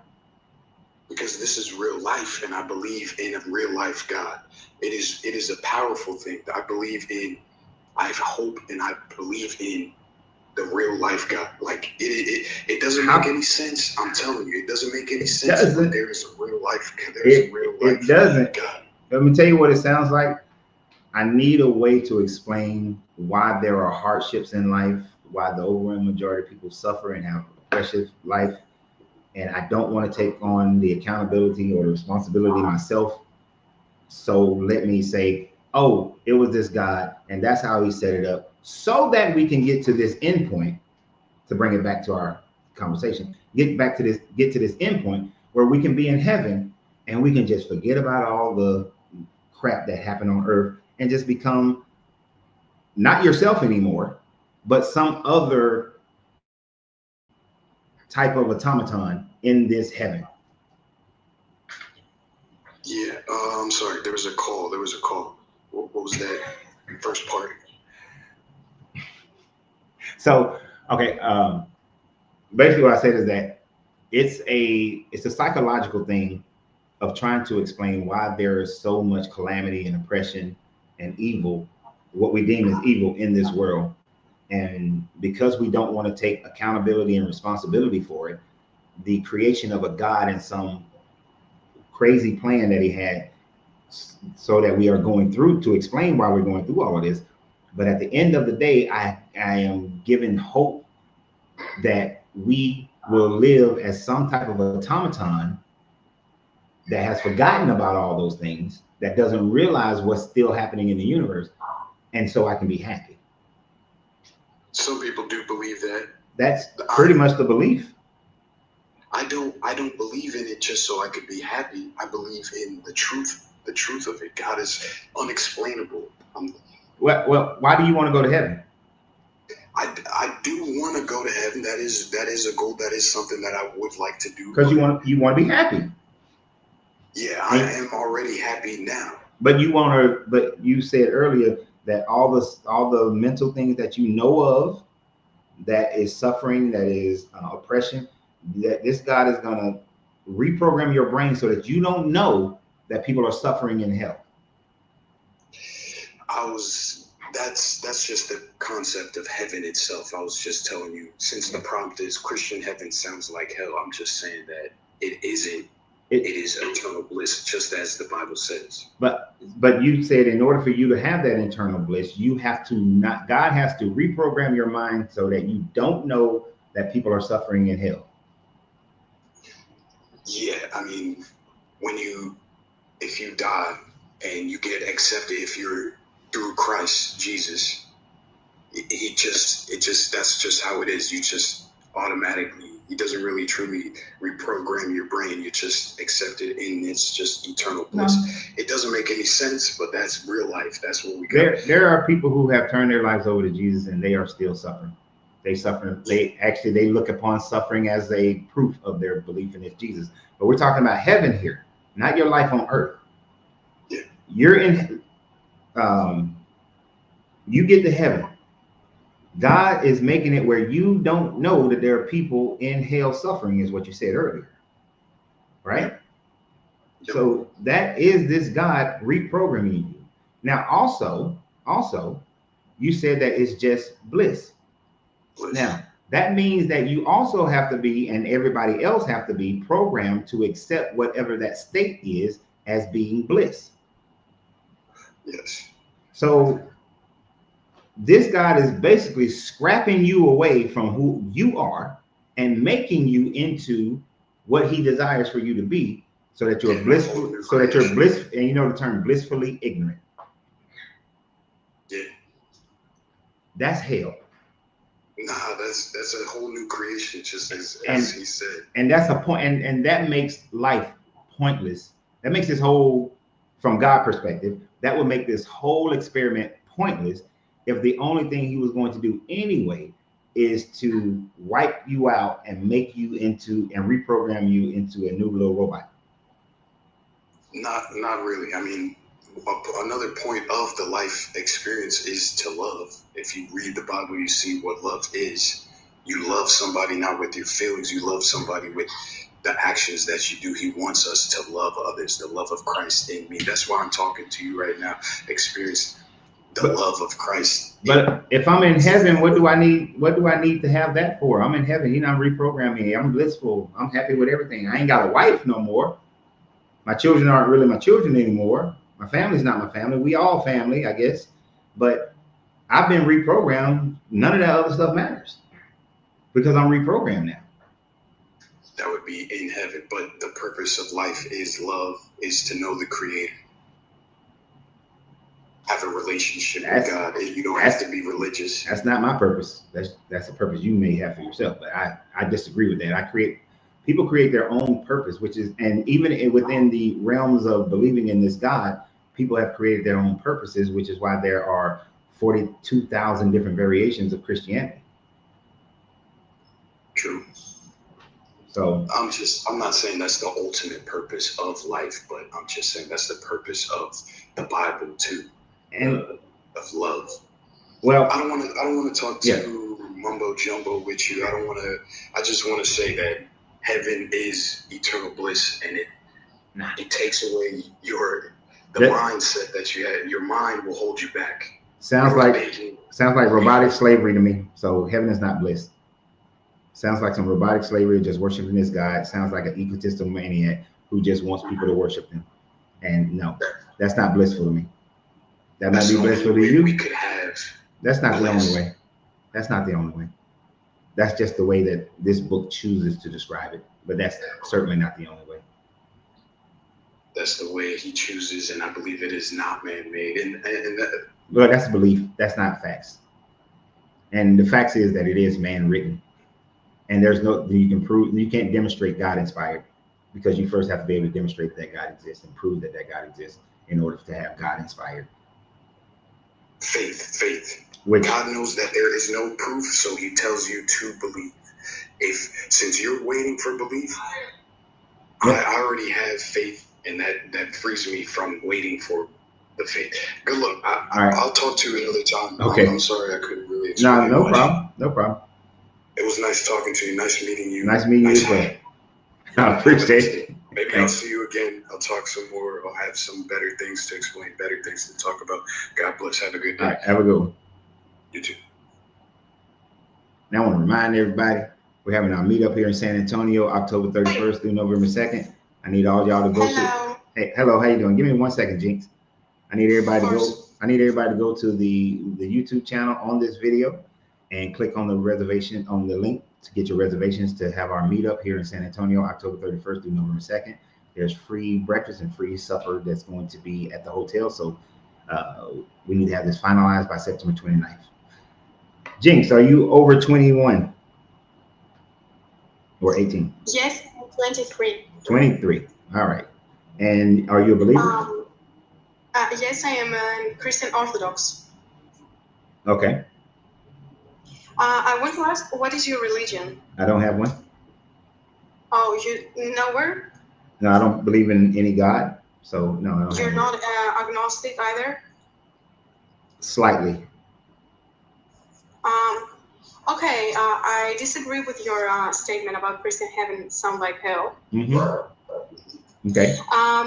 Why? I want you to excuse me for my bad English, but English is not my first language. Okay. That's fine. You're doing great though. Your English is, I'm perfectly understanding you right now. So. Okay, I hope it will be for the continuing with the live. All right. I think, no, I don't think. Christian heaven is being with Christ. Hell is being far from Christ. This is what we believe in our dogma. Right.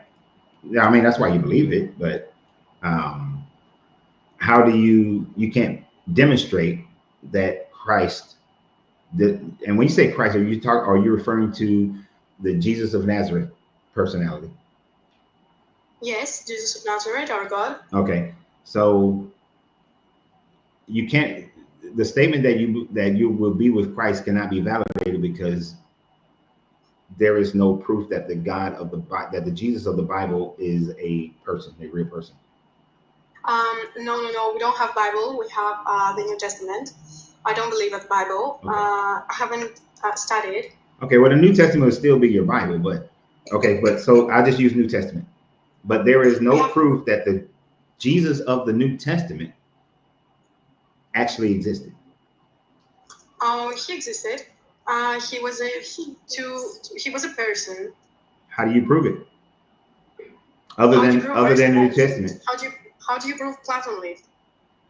How do you prove who?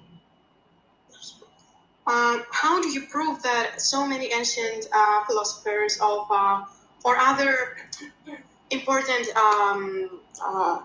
important humans lived? Most of the time, we have contemporary information about them. Like we either have coins that are produced in their name, images that are made during their time frame. We have people who lived during their time frame who validated that they were alive. Now, of course, for the overwhelming majority of people in history, we would not have any of that information. And the Jesus character doesn't become a popular character until about 30 to 50 years after he supposedly lived. So it's unlikely that you're going to even have any information about this character. But even in the 30, 40 years after he lived, the historians who were walking around and alive during his time frame still neglected let me correct you or something. He didn't live 34 years. He died at his 33. No. I was saying that not the 30-something years was not about when he died. The 30-something years was when he became popularized. When the stories started to become well known in the Judean area and started spreading through Rome. But the point that I was making is that even at that time frame, there were historians who were alive at the time frame that he supposedly was living, yet none of those historians still didn't write about him, even when he became popular. Okay, the one proof that, not the one, but the proof that I have studied more is the fact that the apostles, his 12 students, spread his words around the world, around Greece a lot, because I'm from Greece and I have studied a lot my the place that they spread his word. They were his how to explain You talking about the disciples? Word to word. The disciples? What? You talk about the disciples, right? I talk about how he lived. Because we have no proof that any of those disciples existed either. Those disciples are based on church traditions. Please explain me what you mean by that, because I don't understand the word. Oh, so there's no evidence that the 12 disciples actually existed. The gospel. No, there is. They died with their names. They died. There are many articles. There are many papers with their names on.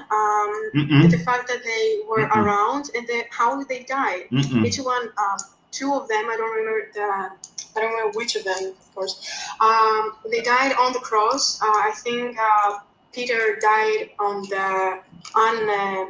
the cross also in Greece. That's a church tradition. That's not. There's nothing. If you research that, when you research that, you'll see that that is a church tradition that was written by early church fathers, but that there is actually no proof of that.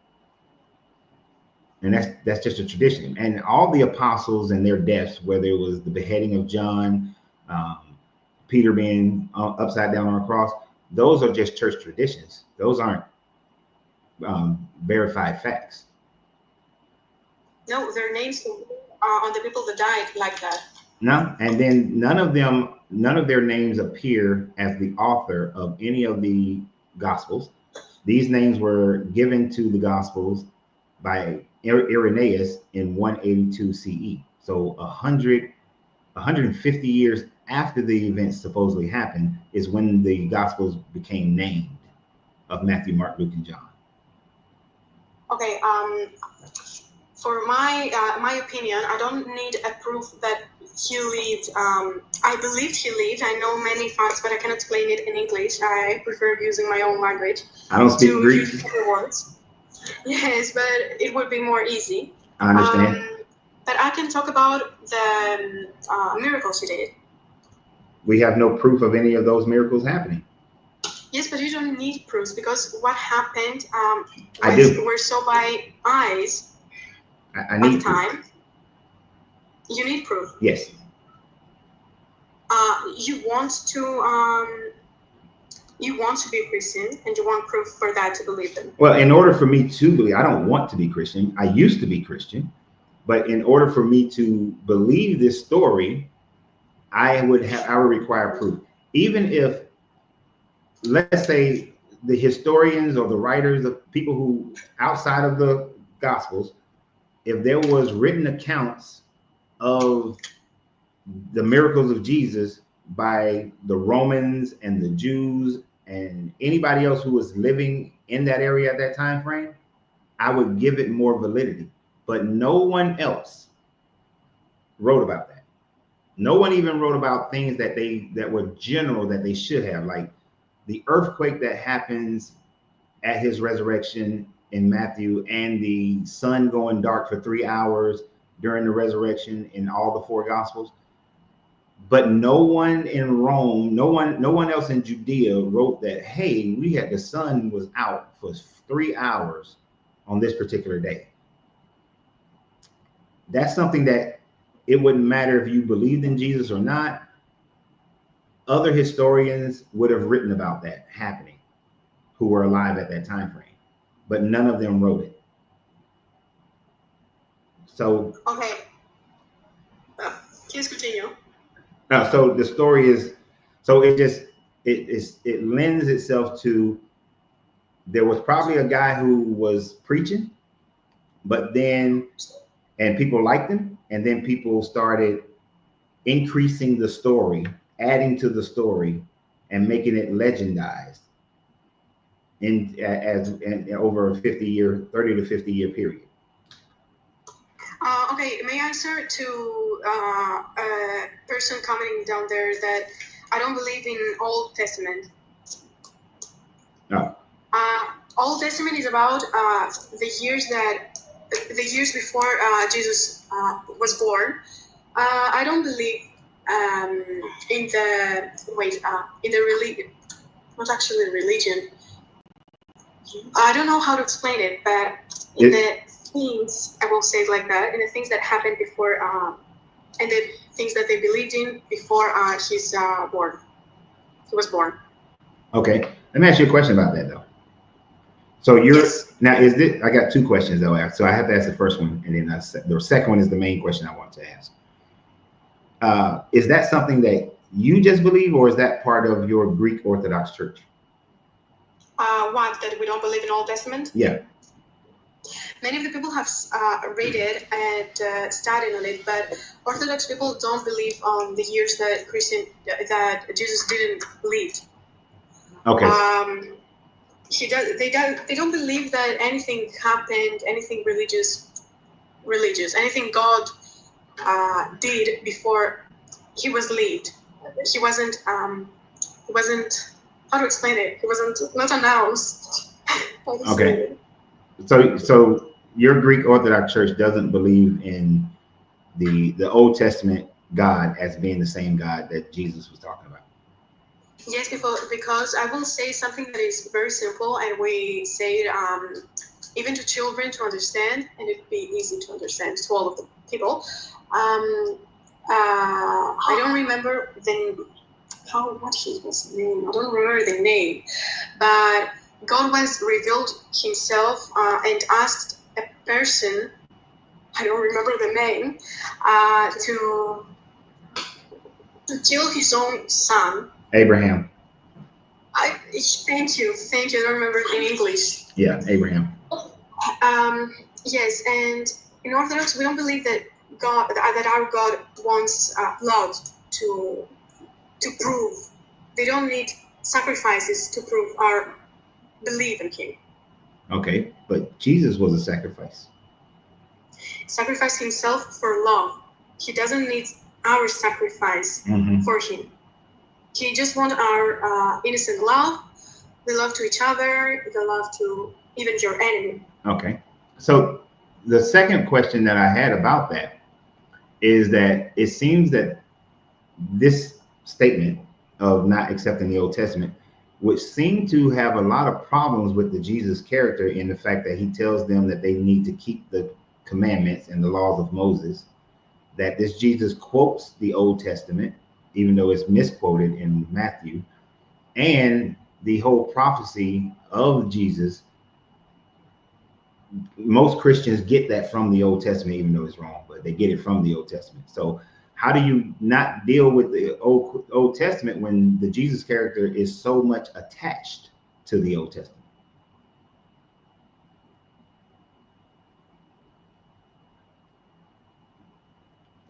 Okay, first things first, it was about the tradition at that time. How could he appear saying a completely different religion without being on something, without him standing on something to continue his own religion? How do people believe he needed somewhere to stand on? I understand what you're saying. So that is the mindset that, so you know how you have these new cult leaders? That is effectively what new cult leaders do, is they utilize an older religion to create a divergent from that and create their own religion. No. Okay, let me stop you there. Old Testament with New has none same teas. Okay, nothing. It's not same. But this Jesus is saying that you are to follow the laws of Moses, who worshiped the God of the Old Testament and got those laws from, and supposedly got those laws from the God of the Old Testament.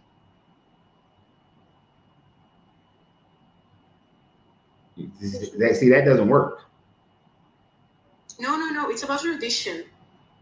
You say it's about tradition, but he's still telling the people that they are to follow the laws that the Pharisees are teaching them, and that the laws that they're teaching them are the laws from Moses, who Moses worshiped the Old Testament God.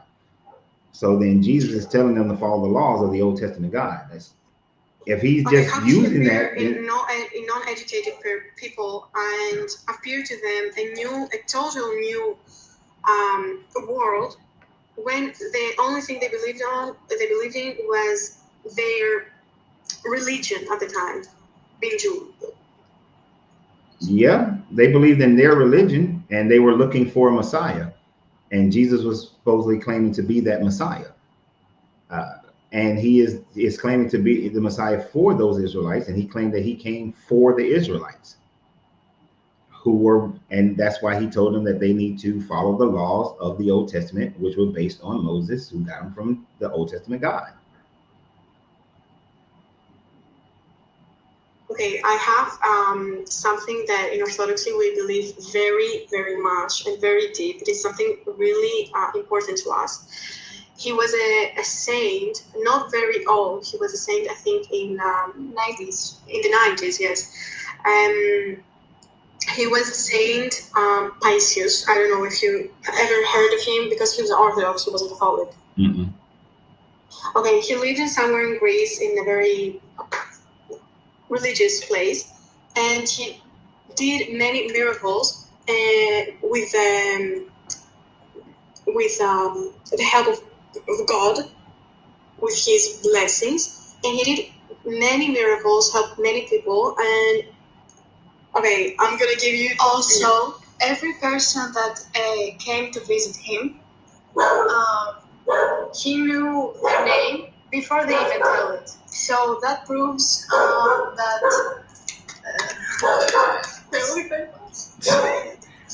I mean, there is God. I can't validate that. I can't validate that. I don't know the person that you're talking about, so I would have to research that person before I accept that. So like here in America, there have been many con artists who have done similar things and were later found out to be con artists. So No, it's not only about the names. He did many things that cannot be proved by. And it's also something sooner than Jesus' story in Nazareth. So that proves something that there is God. So yeah. But even performing miracles doesn't prove. Even if somebody did do things that were unexplainable, doesn't necessarily prove God or your God. Because if let me ask you, if someone who practiced Hinduism miraculously healed someone, would you say that that's God? Because they believe in Brahma as God, not Jesus. It depends on where. I believe on the help that God gives to his believers to help the others. For example, the saint I'm talking about, really, it was about the prayers he did and the help. Also, God himself revealed to him. Yes, many, yes. But you're not answering my question. What was your question again, please? If a person who believes in a different God, he'll do some miracles, would you believe that that is from your God? Or their God, rather. Would that be miracles from their God who did that? No, I don't believe that there is another God. I respect other religions and the people that they believe, the people that believe in them, but I don't believe there is another God. Okay, so my point then is just as much as you wouldn't believe in their God, they wouldn't believe in your God through this person who was in Greece performing miracles in the 90s. Let me add something to what I said. Okay, let me think a little bit of the English I'm going to use. 1 second. Where about in Greece are you, ladies? From where? Where in Greece are you from? I'm curious. Athens. Athens? Beautiful, yes. Beautiful city. Beautiful city. It's a little bit chaotic, but it's also beautiful. I mean, it's not Crete or Santorini, but it's beautiful still. Oh, I'd love to live there. Yeah. Okay. Okay, I'm gonna add the thing I wanted to add. Can I ask something really random? What's your thoughts about afterlife? I don't think that there is one, because there's no that when you're dead, you're dead. Yeah, there's no proof of an afterlife, so there isn't one. No one has went to the afterlife and come back and show us. Now, it'd be nice, it'd be great if there was one, but without proof of one, I don't accept that there's one. Did you say, is it Saint Cosmos or yes. Huh? Explain, please. Wait a minute, real quick. Is it Saint Cosmos, Cosmas, or Damien? No, it's Saint Paisios. Can you spell it? P-A-I-S-I-O-S. Okay. That's just, I want to. There is a picture of him. Yeah, I just want to research him later on. Oh, I've seen this guy before. Yes. Okay, go ahead. What was you had a question for me? What I wanted to ask, I forgot. You had asked me about an afterlife. I said that, don't have any proof, so I don't believe that there is one. I don't know if that jogs your memory. Okay, okay. What do you think about people that believe on person, God? What do I think about them? Yes. In what regard? Like, do you think them fools of believing something that they have never seen? I don't think that they are fools. in that sense, because most people were indoctrinated into a religion by one way or another, like whether you were born into it or your society is surrounding you with it. So most people don't even have a chance because they were just born into something to believe something before they could even read. Now, I think that once a person starts reading and studying, and by the time they're like 30, that you should be making up your own mind. I think those people who don't do that are just lazy and just accepts life for whatever it is. I agree with what you said. I think that to believe something, you have to look for it. You don't need it to be served on you on, some, yes, you need to look for what you believe. Yes. But, I mean, do you think that people that continue to believe hold up. Wait, hold up for 1 second. Guru, we had a good conversation yesterday, but you don't know anything about these two ladies. So to make that comment is disrespectful and is not something that I would tolerate. All right, continue. I'm sorry, go ahead, Jinx and the other young lady.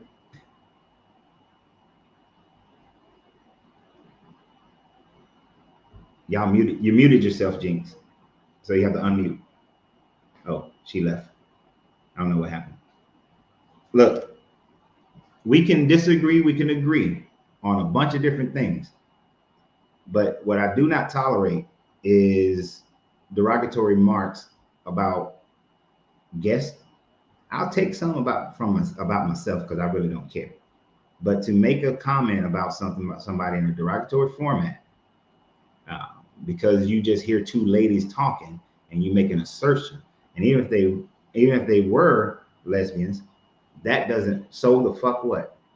But what we're not going to do is use things like that in a derogatory format. So we had a good conversation the other day. Love to keep you coming on the channel from time to time, but don't do that. Leave those kind of things. We don't do. Okay, we're gonna have respect for one another and for their opinions, and however, as long as somebody living their lifestyle, if it ain't bothering, if it don't impact you, then you shouldn't give a damn. But on my channel, we ain't doing that. We're not doing that. And even I've had people on here, I might not care for their lifestyle, but I'm not going to ridicule them for that lifestyle if they're not harming anybody.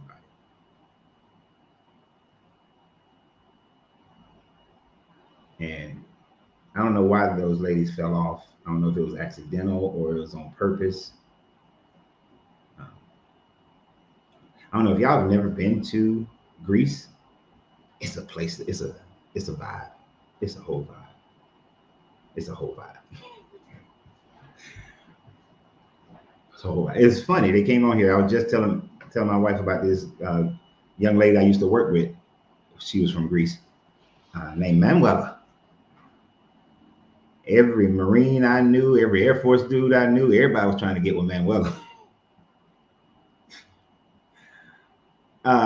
No, somebody on TikTok uses derogatory term towards those two young ladies, and that was unnecessary. And people, if you've been on here long enough, you know I don't tolerate that kind of thing.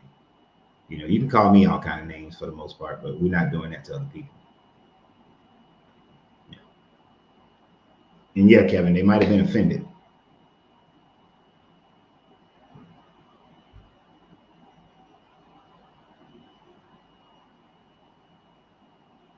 So, what do you think about the LGBTQ community?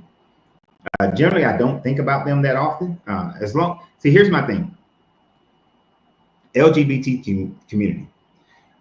In respect to what we talk about here, I do think that particular group is insane for still believing. If you're LGBTQ and you believe in the Bible, I think they are as insane to believe in this Bible as I do think women are insane to believe in this Bible. That people whose family history goes back to where you came into this Bible because you where your family was forced into it. So whether it's Black people, whether it's Spanish people, whether it's Irish people or Scottish people, or people who were conquered by the Romans after they made Christianity their only religion, And even those Roman people who were forced into it, I think it's bullshit to keep believing in this Bible. It's insane to me. Now, as far as how the LGBTQ live their lifestyle, I don't care. As long as they are not trying to force me to live a lifestyle that's the same as theirs, or trying to force me to change how I live, I don't care. Live however you want to live. We are the most reasonable creatures on the planet, which means that we can change our state and redefine our lives however we choose to. Although dolphins and whales are very smart, they cannot redefine their lives to the same level. So if a man wants to be with another man, a woman wants to be with another woman, if a person wants to say that I'm a dude and you were born a woman, or do your thing, I don't care. Now, I have problems when it comes to stuff like sports, right? I have a problem with men participating in biological men participating in women's sports. And I argue this point with people that I love. And we are of divergent points. Still love them, still love me, but we disagree. That's when I have issues. Now, when it comes to the Bible clearly does not like those people, does not like that lifestyle, and put it that way. And yet, some of them are just as bad as Christians when they try to reformulate the information in order to satisfy their lives. Just as people try to reformulate, you can easily demonstrate how the Bible has been reformulated, rethought about in order for it to fit every culture, right? Every culture. I heard a dude yesterday talking about, Christians ended slavery in America. No, the fuck they didn't, in the sense that they did it because of, well, he said Christianity. So let me rephrase it. He said Christianity ended slavery. No, some Christians who modernized their morality to fit the era that they were living in, then utilized Christianity as a way to move the needle to end slavery, to move the psychological morality to end slavery. But it was not Christianity. Christianity is all for slavery as far as the Bible is concerned. So, but other than that, I don't think about it. One of my good associates. I have good associates who are of that community. I have family members who are part of that community. I love them. They know that I don't agree. Their lifestyle is not for me, but I'm not going to love them any less. And I'm certainly not going to, you're going to hell because of that. If they're going to hell because of that, all you Christians who lie on your taxes, you're going to hell. All you Christians who tell a lie every day, you're going to hell. All you Christians who committing adultery, you're going to hell. All you Christians who wearing mixed linens, you're going to hell. All these Christians are going to hell. I heard the joke from Steve Harvey one time. He said, he was talking about the song. There's an old church song called "Walk Around in Heaven All Day." He was like, "Yeah, it's gonna be plenty of room, because all y'all going to hell."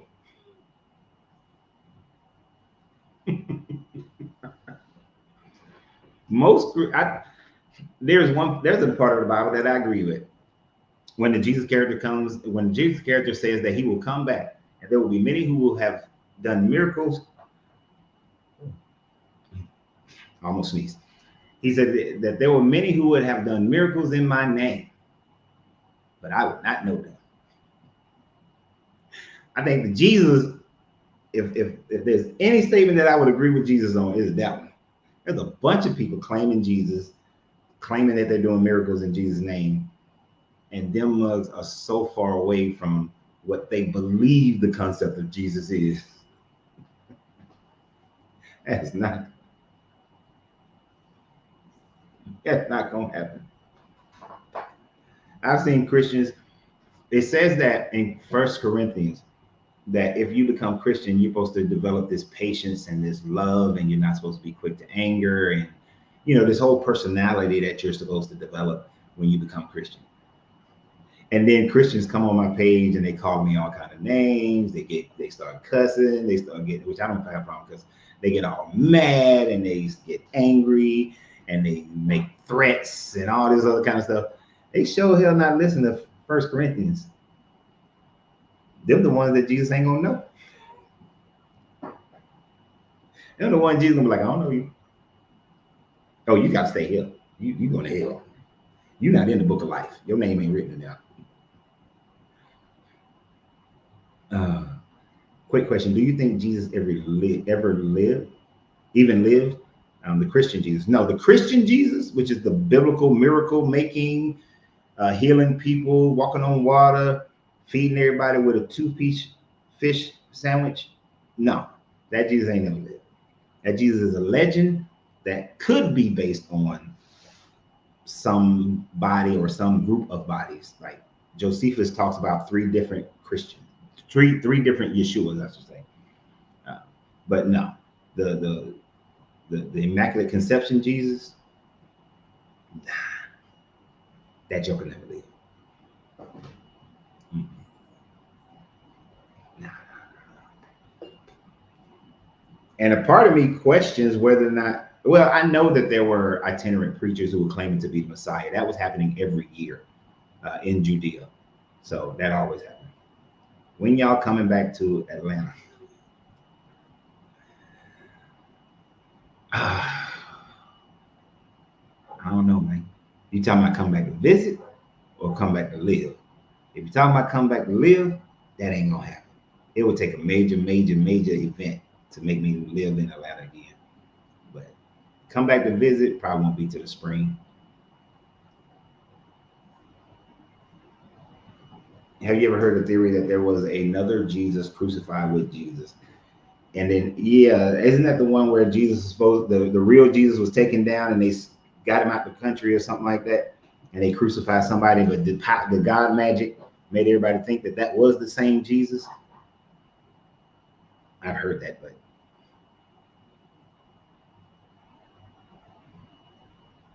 or that he was at the same name, but the actual Jesus wasn't crucified. I've heard that before, but you know, there are so many Jesus conspiracies as well that,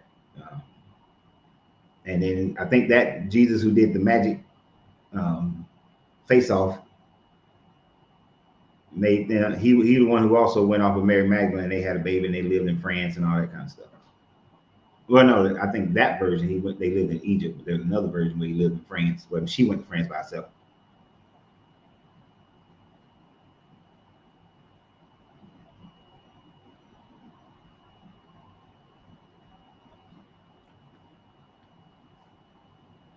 Can you prove that Jesus became popular after 30 years? Can you prove that?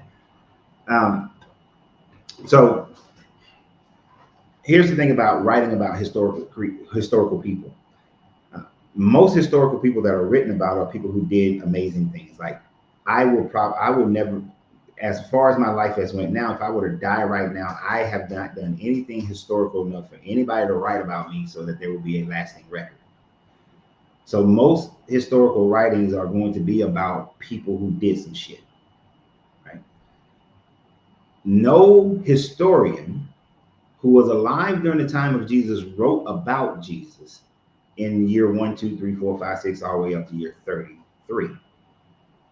You don't get any kind of historical writings about people who believed in this Jesus until the 2nd century. But the story did begin to become popularized, where it spread beyond Judea into Turkey, into Egypt, into Greece and all these other places, in and around about 30 to 50 years after the Jesus supposedly died. This is why you have and mind you, these churches that you see now that they say, oh, this is the Church of Ephesus and this is the Church of Rome and so on and so forth. Those churches took longer to build, but groups were there beforehand to get to the point of building those churches. So Jesus was not popular before then. They were just another cult within the Roman Empire. It only sounds like hell because you don't like God's rules. No, it sounds like hell because of the, well, yeah, you're right. It only sounds like hell because I don't like God's rules. I don't like becoming some mindless automaton that is there to just worship and serve this God for all eternity, forgetting, I would literally have to forget certain family members, because if, how I was having a discussion with the other gentleman, if I am now in a state where I don't even recognize that there is a hell and there is people in hell. Now, there are early Christian fathers who disagree with that, but I don't even know that my uncle is burning in hell. It's not even a concept to me. So I don't even have the knowledge of my uncle, the knowledge of his life, the knowledge that he's burning in hell, because now this God has reprogrammed me into some other type of being. Yeah, that's hell. And all I'm doing is serving this God all the time. That's hell. That's not a life. That's slavery. So yeah, I disagree with your guys' rules emphatically. I remember when I was in charge of teen ministry, and I asked the teenagers to describe what heaven would be like for them. Like if they can create heaven however they wanted heaven to be, how would they describe it? Not one of them said that they would want it to be where they're just worshiping God all the time, or they were like, it's gonna have roller coasters and ice cream, and you know, it's just fun. Teenage mind. So then I did the same thing with the young adult when I was in charge of the young adult ministry. And I asked them, what would heaven be like? And for them, it was like, oh, you know, to be with my family, to see my grandma, my mom, and, you know, me and my wife, and me and my husband, and, you know, all this other stuff that dealt more with enjoying life with people that they love, right? It was only the old people who was like, oh yeah, we'll be worshiping God all day, just every day worshiping God. You know, these are people who were born in like the, when I asked the older people, this was people who were born in like the 50s and 40s, and some were born in the 30s. Oh, it's just worshiping God all day, just every day, just praising God. They're the only ones who want that. Nobody else wanted that bullshit of just worshiping God. And all of them were mad when I was, except for the old people, the young adults, the teenagers, they were all upset when I was like, them young adults, I was like, oh, you ain't married in heaven. According to the Bible, there's no marriage in heaven. So there ain't no, you ain't getting no sex. There's no poom poom, no ping ping. This ain't your mother, father, brother, sister, cousin in heaven. You ain't got all that going on. That whole family reunion thing, that's a doctrine that people just created. That ain't real. That ain't what the Bible says. So nah,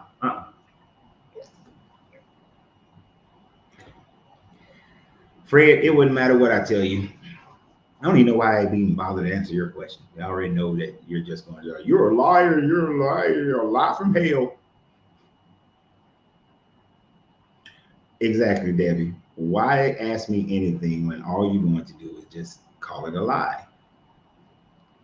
I was demonstrating to the young fellow about how Jesus could not have been born at the same time frame that that Matthew and Luke were saying it. And I saw your comments about I'm lying.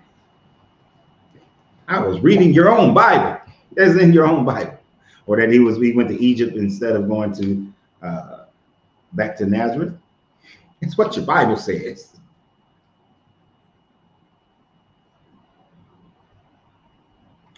Why do you think that all civilizations have gods or higher powers? Because they were trying to explain nature and they didn't have the scientific knowledge to understand it.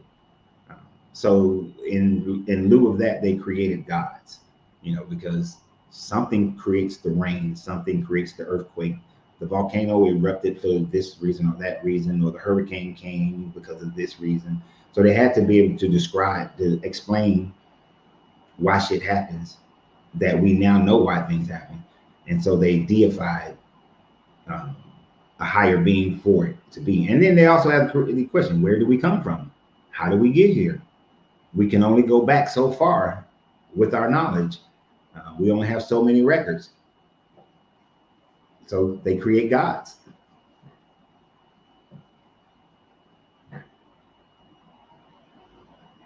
You have no gods. Yeah, and this is the thought, Debbie. Only marriage in heaven is being married to God. And that's boring. Yep. And exactly like the sun comes up, no scientific knowledge of why, so God did it. And they literally thought because of their observation that the sun went down below the earth into Sheol or Hades or whatever, depending upon the group. And then it came back up because the sun god fought the darkness. Whatever God they said is the darkness, fought the darkness and defeated the darkness and came back up. And then somebody said, hey, if you give me some money, give me some sheep, I'll do my hocus pocus and make sure the sun come back up the next day. I'll praise Ra that he defeats Apophis every night. And then in Seth redemption, so the whole redemption stories are not new. It was not something that the Bible created. Seth's redemption after killing his brother Osiris was that he would now, because Apophis grows stronger every time he's defeated. Like the character Doomsday in DC is truly based off of Apophis in some sense, because every time Ra defeats Apophis, he becomes stronger. So then Seth, in his redemption, now rides the boat with Ra to help defeat Apophis every night in order for the sun to come back up. And some dude in Egypt said, I got a money-making scheme for you. So you think we know more about the universe than ancient civilizations today? We know more about the universe than any ancient civilization has been able to describe it for the last 13,000 years. Yeah. Did they know some things that we didn't know? Of course. Sure. I can buy that. The Dogons described things that we didn't find out until the 1800s and early 1900s. So there are certain nitpicky aspects that you can pick out. But the Dogons knowing that about Sirius A, Sirius B, the binary stars, the Dogons knowing that before telescopes and so on and so forth doesn't mean that they had more scientific knowledge about the universe because they knew one thing, right? So when you look at the whole of things, we know more about the universe than they do. Like that, they didn't know about atomic structures, protons, neutrons, and electrons. They didn't know about, and we really just found out about dark matter and trying to explore that avenue. Yeah, the Dogon story does have some alien shit to it. The Nomo coming out of the water. I think they fish-like people. They were kind of fish-like or serpent like one of them. I think they were reptilians or something like that, right? Or fish-like. I don't know. They kept going back into the water and then they come up and they teach them some stuff.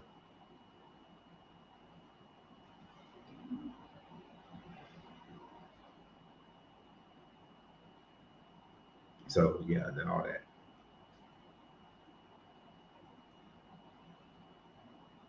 Do I believe them? Do I believe them about the aliens coming from Sirius, the star Sirius? No.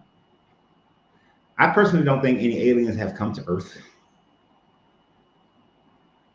No. Earth is like, when you look at our galaxy, Earth is pretty far away. Earth is like in bumfuck. Our galaxy, our solar system rather, is like in the outer reaches, is out in the countryside of our galaxy. We ain't close to our galaxy center. I think if we was closer to the galaxy center, we'd probably be able to see a lot more solar systems than we do see already. So I think we're pretty far away. And unless you can fold space or find some type of wormhole, trans-dimensional travel, something, ain't nobody came here.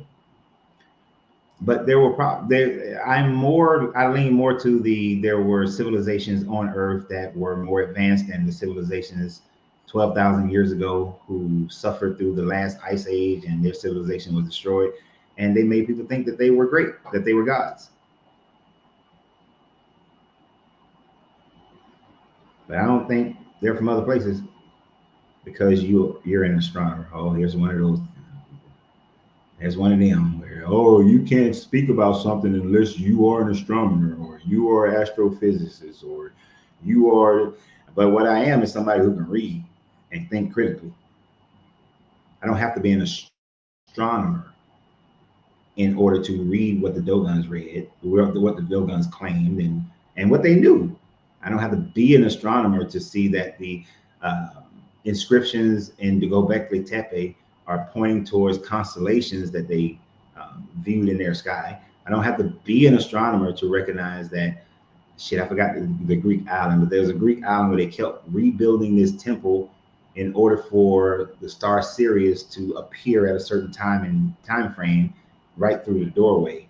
I don't have to be an astronomer to recognize that the Great Pyramids on the Giza Plateau are designed based on looking at what they consider a SARS belt, right? I don't have to be an astronomer to do that. You know, you can go, if you ever go to Egypt, you can see how the pyramids on Gaza are in the same formation as a SARS belt or Orion's belt for most people. So I don't have to be an astronomer to do that. It's called reading and going to places, traveling beyond the boundaries of your little city, county, state, country, whatever you live in. Oh, and you gonna believe the historical documents, but I'm over here believing this Bible, which is just documents that somebody wrote.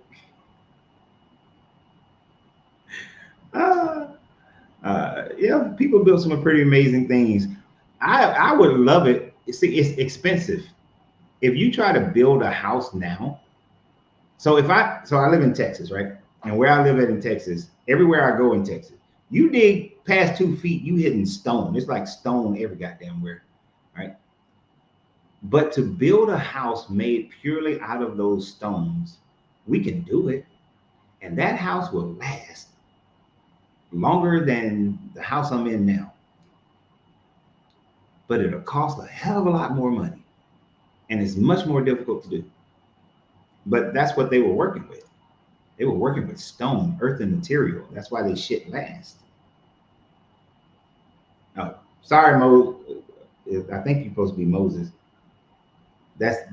I jumped the gun then. If that wasn't your point, I jumped the gun. Because usually those statements is what people are saying. And I've heard it thousands of times. So if I was wrong, if I'm wrong and you're saying that I'm wrong, so my apologies for all the other stuff I said then. So if you can make your point clear, it will be greatly appreciated. And if you're on my channel, you'll learn that about me. If I'm wrong about something, I'll fix it and apologize for it.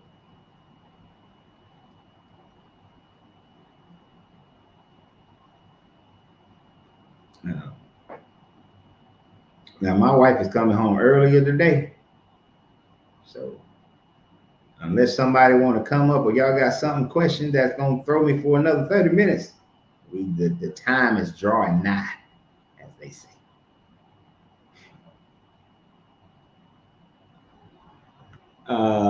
There's also a tribe on the, oh, you talking about the John Frum.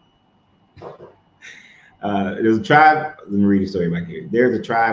There's also a tribe on an island that had no contact. A fighter pilot crash landed, and the tribe idolized him as God and made tribute to their plane and flight suits. Okay, so you got most of it right, but he didn't crash land. What had happened was the American government was going to test they were doing nuclear tests, some atomic tests. So it was this island of people that was too close. So they relocated those people. Those people had never seen airplanes and all that kind of stuff before. So they picked all those people up and moved them to another island so that they would be safe from the atomic testing. Since those people had never seen that, they started building monuments and airplanes, and the United States Air Force logo became like their symbol. And for some reason, they worship a dude named John Frum. And I'm guessing that whoever was in charge of that, their name was John, and he might have said, this is the part where nobody really knows. He might have said, I'm John from Alabama or Michigan or something like that. But they call him John Frum. It's like a South Pacific tribe that does that. But yeah, they saw something they had that was light years ahead of them as far as technology, and that only a God could do these things. And so now you have this tribe that still to this day, even though they have had contact with other people, but still to this day, they worship John Frum. Right?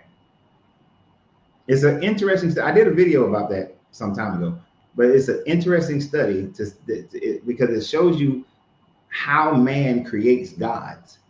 How if there's a certain if you reach a certain level of technology above a group of people, they will then deify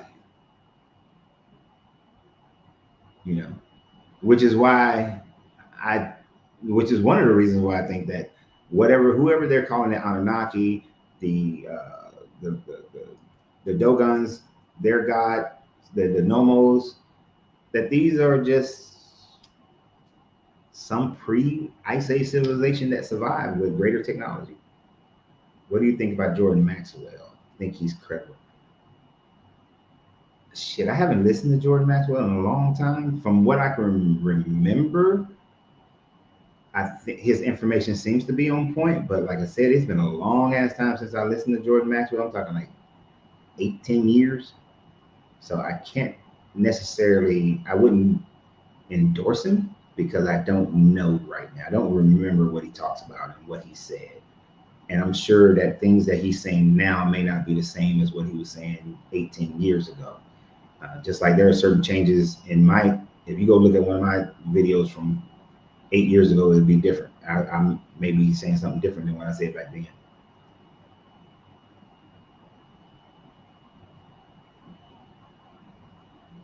Is there anybody that you listen to or learn from? Well, I tell people over and over, I use Google. I formulate a good question, then I go to Google Scholar or Academia EDU, or I might go and I read different PhD papers from a multitude of different people. There are people on social media that I do like. They seem very credible. Their knowledge lines up, their research lines up. So like Justin on Deconstruction Zone is somebody that I recently discovered. And I think that Justin's information thus far that I've seen is on point. There's some other, let's see, Justin, the guy, whoever does Holy Kool-Aid, Apologia, those are two other people who I follow. Bart Ehrman, I listen to some of his stuff. What's the guy in Atlanta? What's the former pastor in Atlanta? There's a former pastor in Atlanta. I should know his name. He still preaches like he in a church though, and it's hard for me to listen to him. But I listen to some of his stuff every now and then. I used to listen to his stuff a lot more about 5 years ago. Shit, I can't think of the damn pastor name. Former pastor's name. I know y'all know who I'm talking about though.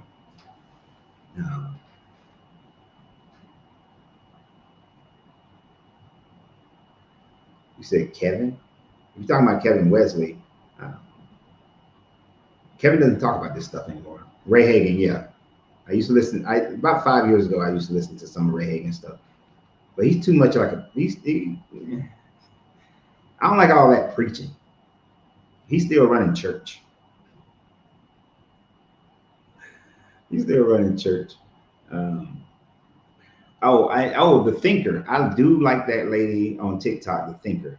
Yes. And there's another girl, Shudo, something like that. But I do like Thinker. That young lady, she be on point. And I like that if you violate her rules, she will cuss your ass out. Yeah. Yeah, Thinker will cuss you out. But I do like Thinker. If you want to see somebody who I don't know how long she's been on it, but Thinker be doing these lives. I saw her, she talked about how she did a 24-hour live. I do not see that. But she has And she also has a decent group of co-hosts that's on her show. The Devil's Daughter. I have seen that person. She don't pop up on my thing as much anymore. Oh, and I'm doing a video today that's based off another girl's video that I think she's great up and coming young lady. But Serafina Simone. I'll be posting that video probably later today, but Serafina Simone, I like the way she does her videos. And she was talking about something today that intrigued me, and I'm going to expand on what she was talking about.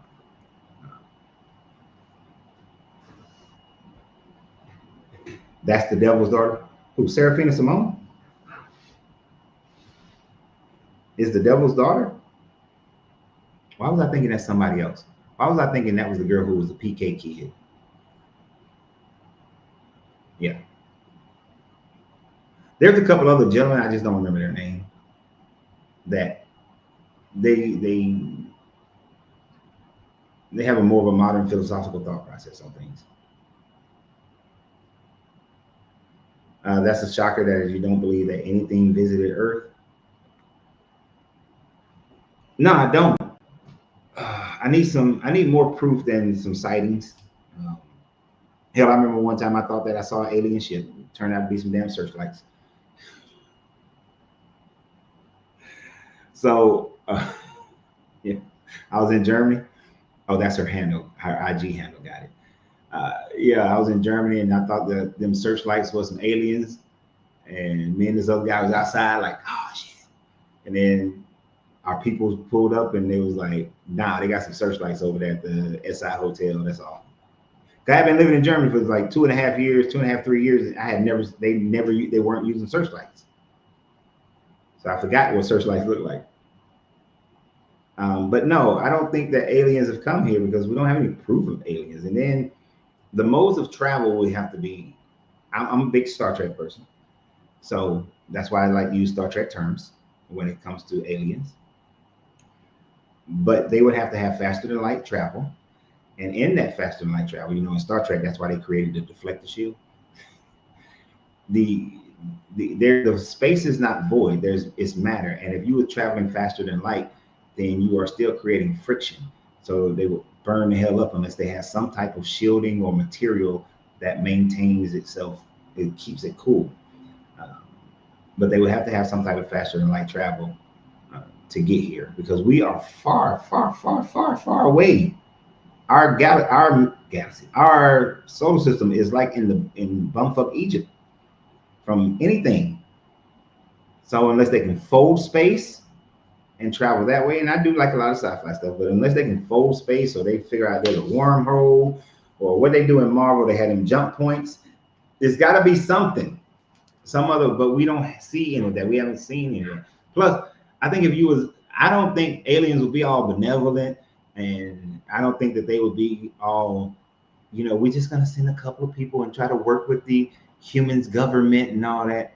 Let's be real. If humans were able to travel faster than light speed and we were all unified, humans would be a warlike civilization. We would go to another planet and see that they are so far behind us in technology that we would just conquer their ass and make them into servants and take their resources.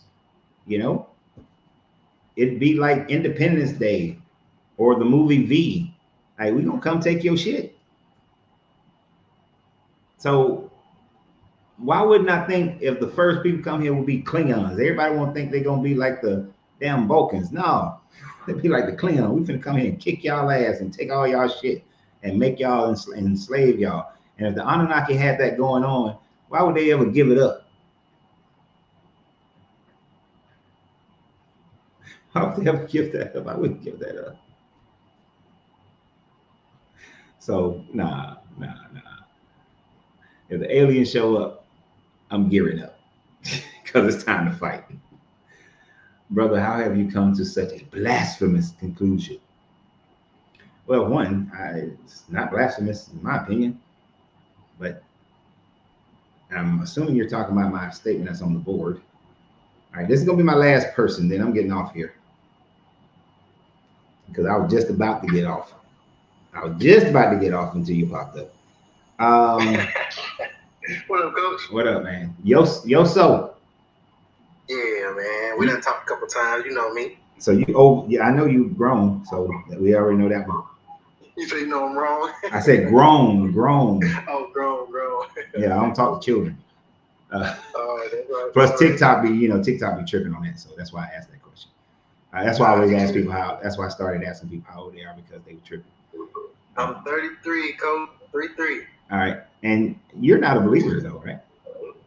I believe in God. I think we most of the time we kind of speak from a science kind of basis. So the possibility of God, we haven't dived too much into religion.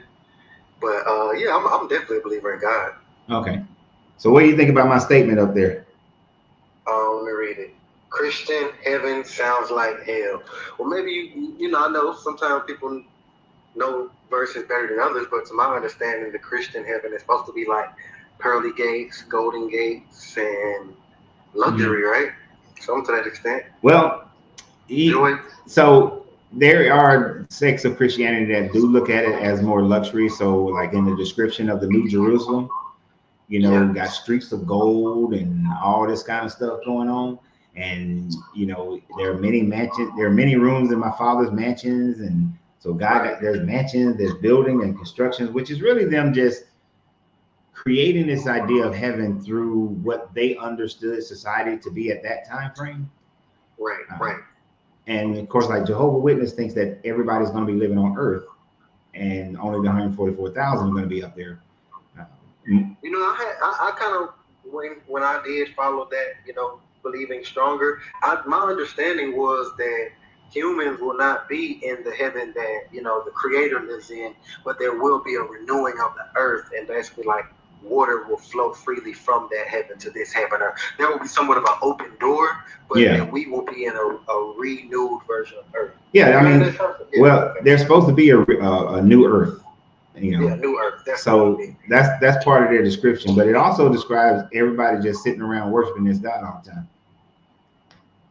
Well, I think, you know, me and one of my friends were talking about this because, you know, I got some friends that I view them as overly religious, and you know, you might sit down and talk to them, and they be like, "This isn't what we're doing. Isn't good right now because we're not praising God, or we might be smoking or whatever." And it's just like they feel like that's sin.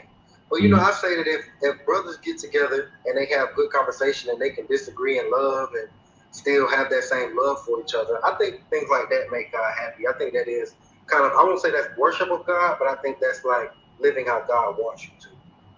I can understand what you're saying, but that ain't what heaven is supposed to be like. Heaven, you're supposed to be just praising this God with some cherubims flying over his head, screaming "Holy, holy, holy" all the time. Well, man, I ain't gonna lie. If you've been to church, man, one of the best parts of church is when you come in and that music playing. A lot of times they lose you when the pastor starts talking. And as I was discussing with a young man earlier in the first hour, there's musicians. Like he said that there are jobs in heaven. I was like, what the hell are you talking about? There ain't no damn jobs. But when he broke it down, though, I was like, oh, you talking about like the music that's being played, you know? Just like an assignment. Okay, I see what you were saying. There are jobs in heaven, but the fact is, yeah, they gonna have some music, some harps and shit being played up there, according to this book and people's belief. But you know, but the other job was serving this God. So like, what does this God? If this God, what does he need to be served? What, you got to serve him a plate? You got to bring him a chicken biscuit? What are you serving this God? Well, I think that's a good question to ask. You know, how does that God of the Bible want to be served? And I did not think about that at the time, but I should have asked him, if you're serving this God, how are you serving this God? Or are you serving all the other people? Like some people, they're gonna be waiters. Some people gonna be cooks. Yeah, like, what's going on? What's the service? Sacrifice. Yeah. And I heard a little bit earlier. I was at work, but I heard you mentioning if God, you know, says the firstborn and he wants to sacrifice like this, and he mentioned sacrifice being like this, then that's probably what he means. And I understand you were making that correlation because that's one of the ways that God has said to sacrifice to him, you know? Yeah, so you got to sacrifice. And then what you going to, somebody just, Center Star just said, you're going to wash his feet?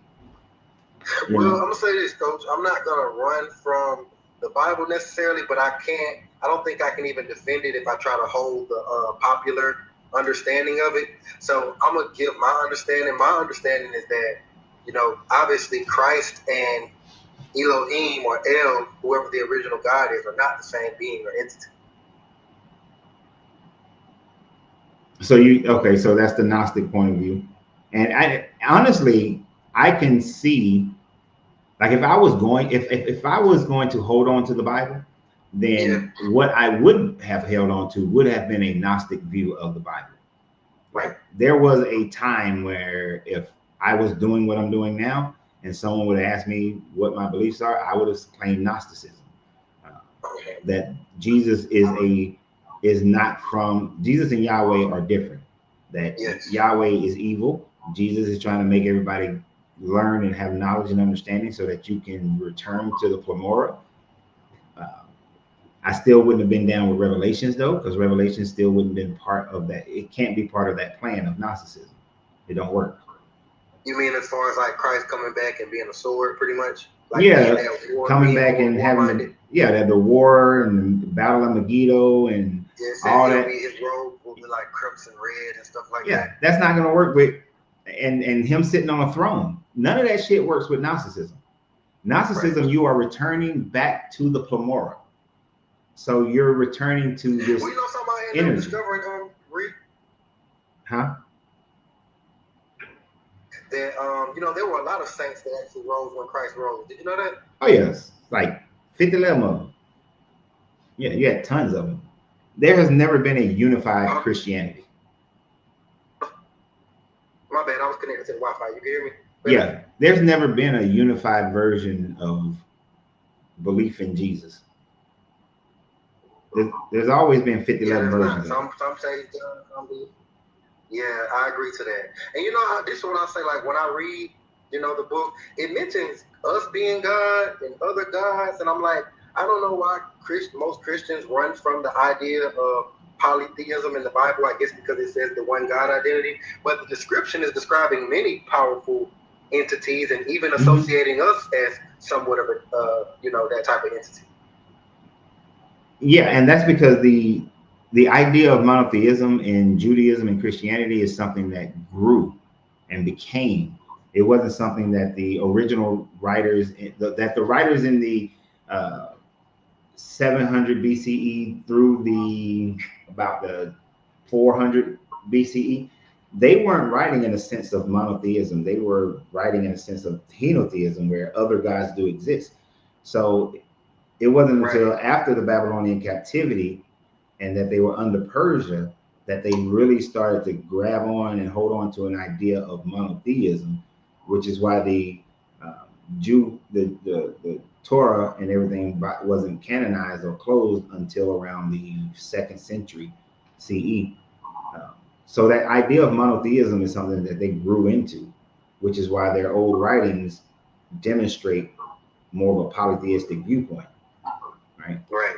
And Christianity, stemming from that, they went through that same idea of a polytheistic situation, because even in the Gnostic, Jesus is not the God, but he is a God-created being that is higher than everybody else. Yes, but he still has a God. Right, and you still worship him to a certain degree. Right. Yeah. So you know, something that I was looking into today, and with me, you know, when I read the book, I try to take what is useful and the things that I don't understand. I have things that I flat out disagree with, but things that I don't understand, I try to do a little research, more research on them. And, you know, when I look up El and when I look up Yahweh and I look up Christ, you know, some of my research kind of shows that El is not Yahweh, you know, and that Yahweh was the joining of the war god, the Canaanite god, and a different god that the concept ended up kind of coming together.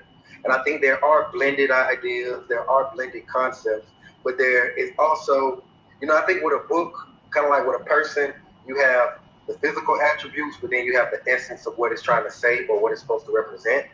And I think the Old Testament, obviously it came out in 1000 BC. So I think what it represented for people during that time was a power in the face of like a war-driven world. And as the world progressed, I think the bringing of Christ is a power in a more modern time, but it's not the same power. Okay. It's not the same person. It's not the same person. It's not the same identity. It's just the same essence of being able to kind of like overcome or like shift things within the physical through this source of spirit. Yeah, I think the only thing that shifts things is people. The only thing that shifts things is people. Is people.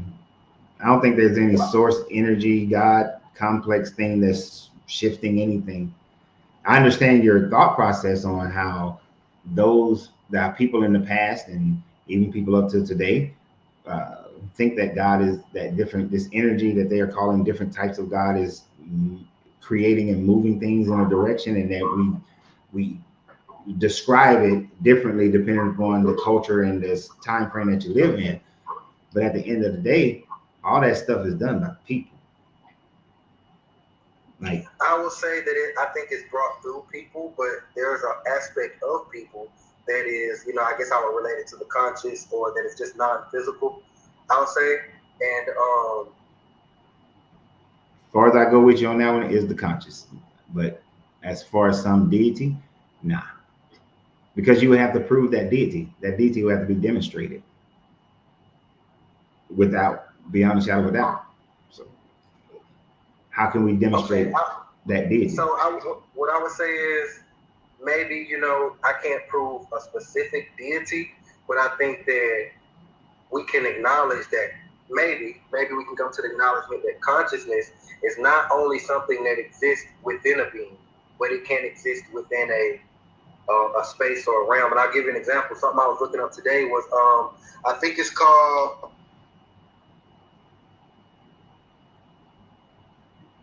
gateway process. You ever heard of the gateway process? No. Well, this was a study done by the CIA, and you can look into it as well, where they tried to bring consciousness outside of a person and outside of space and time. And they would do it through playing different signals and different kundalini practices, actually, that would try to see if they could raise the consciousness and separate it from the person, and if it could exist outside of space and time. And I think that, you know, what they found was it was a plausible way of doing that. And like I said, I don't think it's firm evidence for any specific deity, but I think it shows the possibility of consciousness existing outside of us. Like how even people say Mother Earth, that's them assigning a consciousness to our planet. Mm-hmm. That basically our planet has some form of an awareness or a deliberate action that is keeping it sustained and expanding. And I think that if there's deliberate action, then, you know, we don't have to agree on it being God or a personal thing, but we can say that something's happening that's worth looking into. I'll just leave it there. I mean, I see where there's a 29-page CIA document about this Gateway project, about them trying to use hypnosis, this is just what it says on a small blurbage. Yes. Hypnosis, transcendental meditation, and biofeedback, which probably is some, I don't know if that has anything to do with their LSD study back in the day. And it's from the CIA's website. So whether, I haven't read, I have to read that document to see what they were trying to do. Like I said, I just discovered it myself. Even in reading it, them little organizations, they ain't gonna tell you everything. So that's one thing. They ain't gonna tell you everything. Agreed. Yeah. But I mean, I've seen document stuff about them trying to do remote viewing, and you know, they try some shit. They are willing to try some pseudo-scientific things. I will give them that credit. But I haven't seen where anybody proved that kind of stuff like MK Ultra, remote viewing, that any of those things actually, like any of the, or you haven't seen any of the files where they actually. Yeah. Well, I definitely would recommend, like, I ain't no pressure, but look into that Gateway and we'll discuss it some more. But something else I wanted to ask you. I'm gonna tell you right now, I'm not about to read them 29 pages. Okay, well, I read over it, you know, and like I said, a lot of it involves Kundalini, which is a spiritual practice, and certain hertz. You know how people believe in hertz? So they did play frequencies of like 4 to 7 hertz and had people do mantras and things of this nature. And some of it, like I said, turned out to be plausible. Yeah, I've seen a lot of that stuff that turns out to be very plausible. That you play certain music or hurts, and you get different shapes in water and ice and salt, and all this kind of stuff. So there's some patterns. There's some things that are different types of science that we haven't really. So let me ask you a question, Coach. Let's say you had a meditation experience, right? And I heard you actually mention something a few days ago where you saw your grandfather, I believe. Yeah. But I'm just going to use something like, let's say you had a meditation experience, right? Then someone did something to someone you care about. And then you called that person and you said, yo, I don't know. I know this is really weird, but I just had a dream that someone did something and this is what happened and this is who it was. And they tell you that actually happened. How would you perceive that within your reality? That since every thought emanates from my brain and everybody else's brain is an energetic pattern, and that we may have lost it or just have never had it figured it out, but we should be able to read each other's thoughts or receive each other's thoughts when they go out, because it's nothing more than energy and wavelength. So there is something about us that allows for us to have that level of communication, just like they did with those little monkeys in Japan and Okinawa. Right. So with the fruit, with the bananas, and washing off the mangoes. Right. So there's something to it. We just haven't fully developed the understanding to be able to access it without going into a meditative state or being a dream state or something of that nature. Because there is the idea of the like pulling down information from the conscious ether, that everybody's thoughts are going up into the air. From the all. I ain't gonna say from the all. This is going up in the air, because you got too many instances where two people who weren't communicating with each other, but they both pretty much came up with the same idea of inventing something. And oftentimes it's weird when you see them patent the thing within a week of each other or the same day. So we are all there's some thought energy that's out there that we are connecting to, but don't quite know how to really get it. Yes. And I'm sure that some people have been stealing some of my thoughts, because I drive around and I'm like, a good business over there would be this. And then I'll be damned if within a year somebody didn't put that same damn business over there. So somebody got my thoughts. But I'm gonna put a theory out there to say that this is the last theory, because it's lunchtime and my wife be home in about 30 minutes. Well, I'll say this. I'm gonna say that I think that today, we have developed a different type of intelligence as our ancient ancestors, but I think that them being more naturally and living off the land, I feel like they had access to one thing that we didn't, and that was the pineal gland, a healthy pineal gland. And I think that sometimes the things that we witness with our pineal gland end up being relative to reality. And I think that, that is kind of where a lot of people end up diving into the esoteric, the godly, the whatever realm. But how do you prove to someone when you have an experience like what I just described to you, and it shows you there's more to me than what I believe? How do you convince the world of that? I mean, you're going to have some facts that you can test, observe, and can be reviewed. See, I wish. Now, let me preface this. I don't want none of y'all trying those shrooms, okay? I am not advocating that anybody try some shrooms. But I wish on one of my shroom trips that when I was feeling the earthquakes and the volcanic eruptions, I wish that those things were written down at the time frame that I was experiencing those. Because if I had written them down, or if I was telling somebody and they wrote them down, and then you'd be able to check and be like, oh, he was on the shroom trip in Atlanta, but he's talking about an earthquake that's happening right now over here, or a volcano that's exploding right now, that's erupting right here, right now. And I'm on a shroom trip. So there's no way I'm watching television or I'm on the internet. Yeah, I wish that would have been recorded somehow. But that's what it would take. You'd have to be able to do that. And then you got to do it again. And maybe you got to do it again and again and again. again and again. In order for it to be validated, because there has to be a consistent process by which these things are happening. So if somebody's like, oh, I meditate and I go out of my body and I went over here and I saw this person doing that. Okay, I'm gonna need you to, we gotta set something up. Oh, Neil deGrasse Tyson did a video. I don't know when he did it, but he was talking about people who have those, they claim to have those out of body experiences and they're hovering above the, I know exactly what you're talking about. The doctor or whatever. Bring something tangible back. And he was like, yeah, there needs to be like a piece of paper that got something written on it, and the person reads it, and then when they come back into their body, they say, oh, the paper that you had above me was saying A, B, C, D. You know, you got to have something like that. Otherwise, it's just as hocus pocus. It's just as believable. I ain't gonna say hocus pocus. It's just as believable as Lazarus being raised from the dead.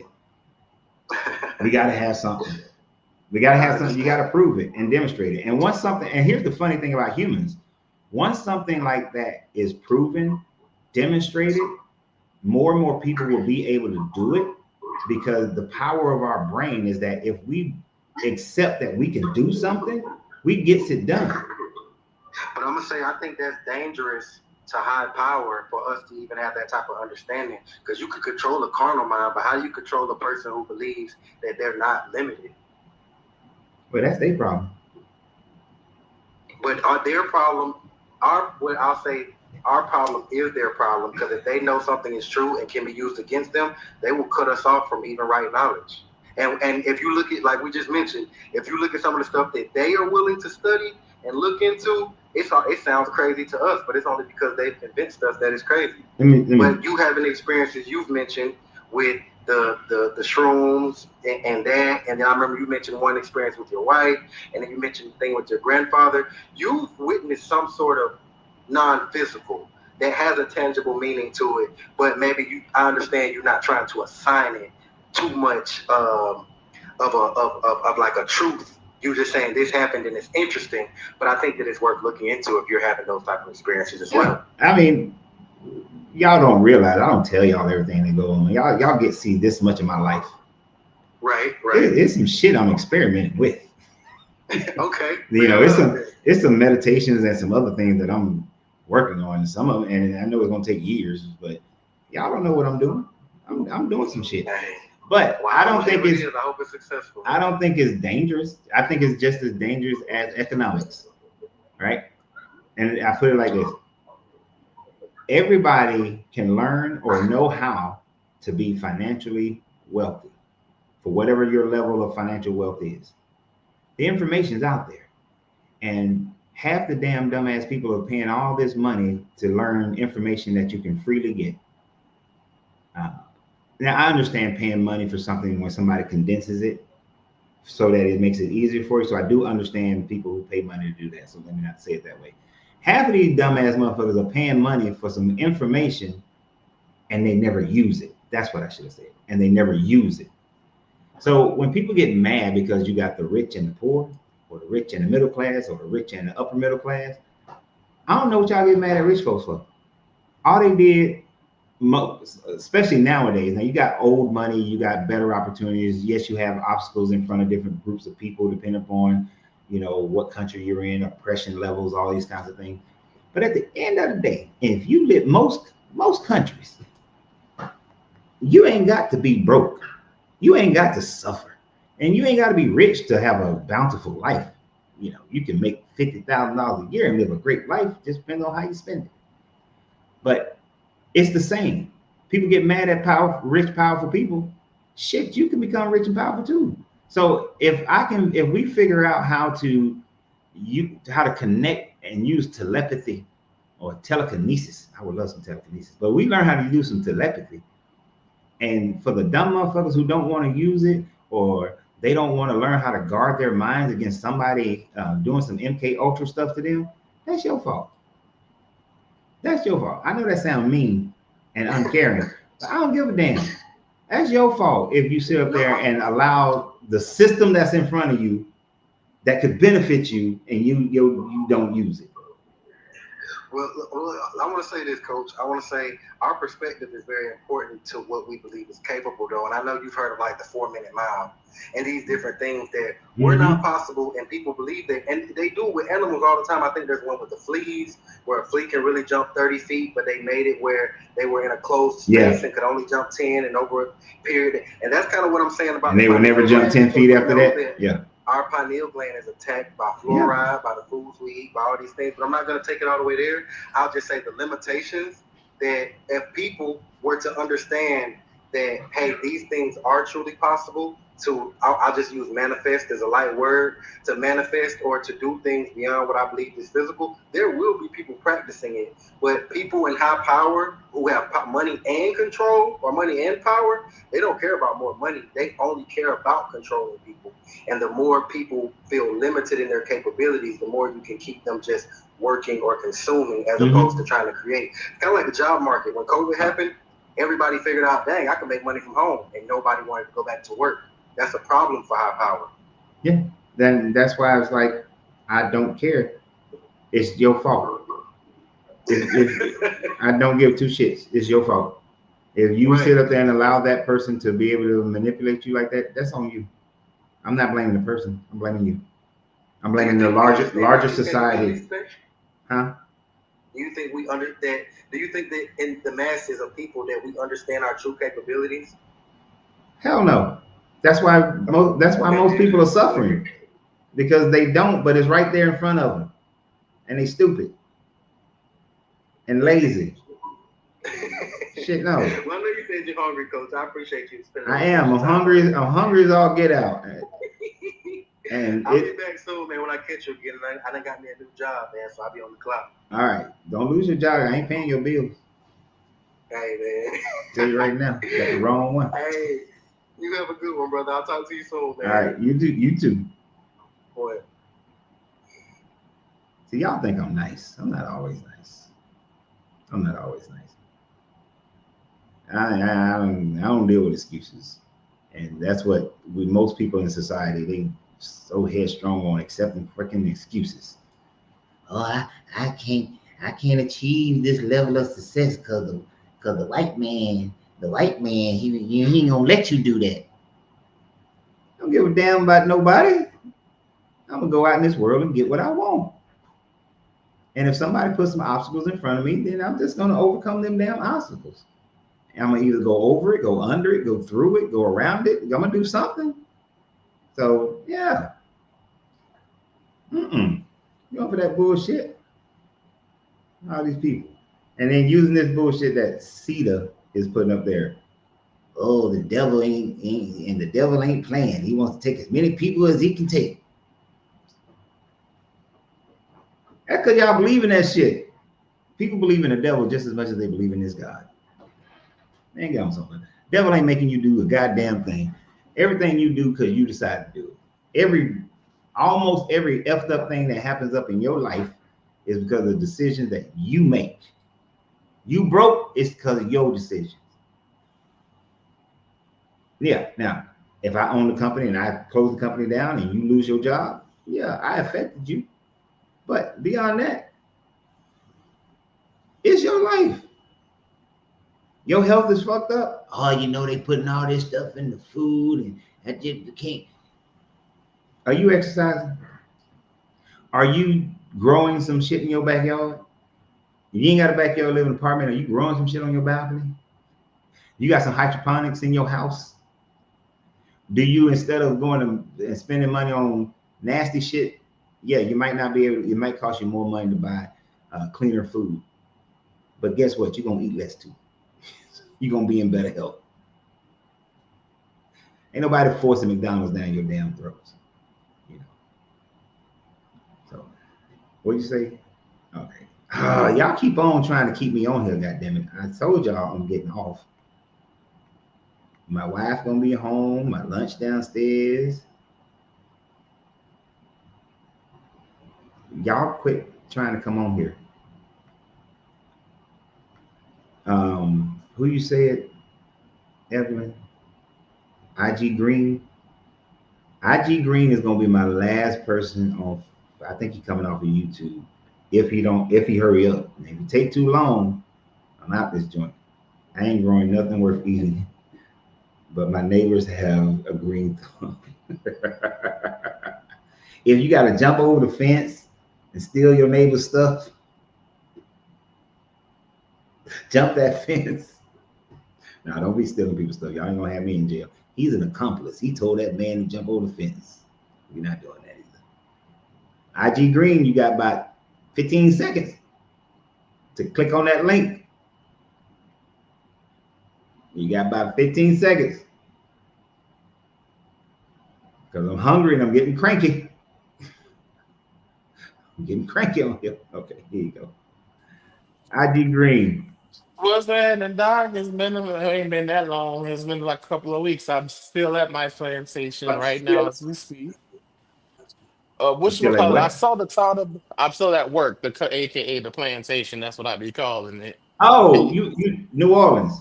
Yeah, what's that? And Gotcha. so I saw that. I love the title of the video, and I have have several quotes to that.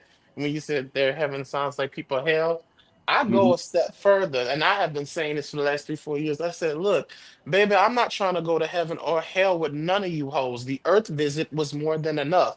What makes you think after going through all of this on life that I want to spend an eternity anywhere with you?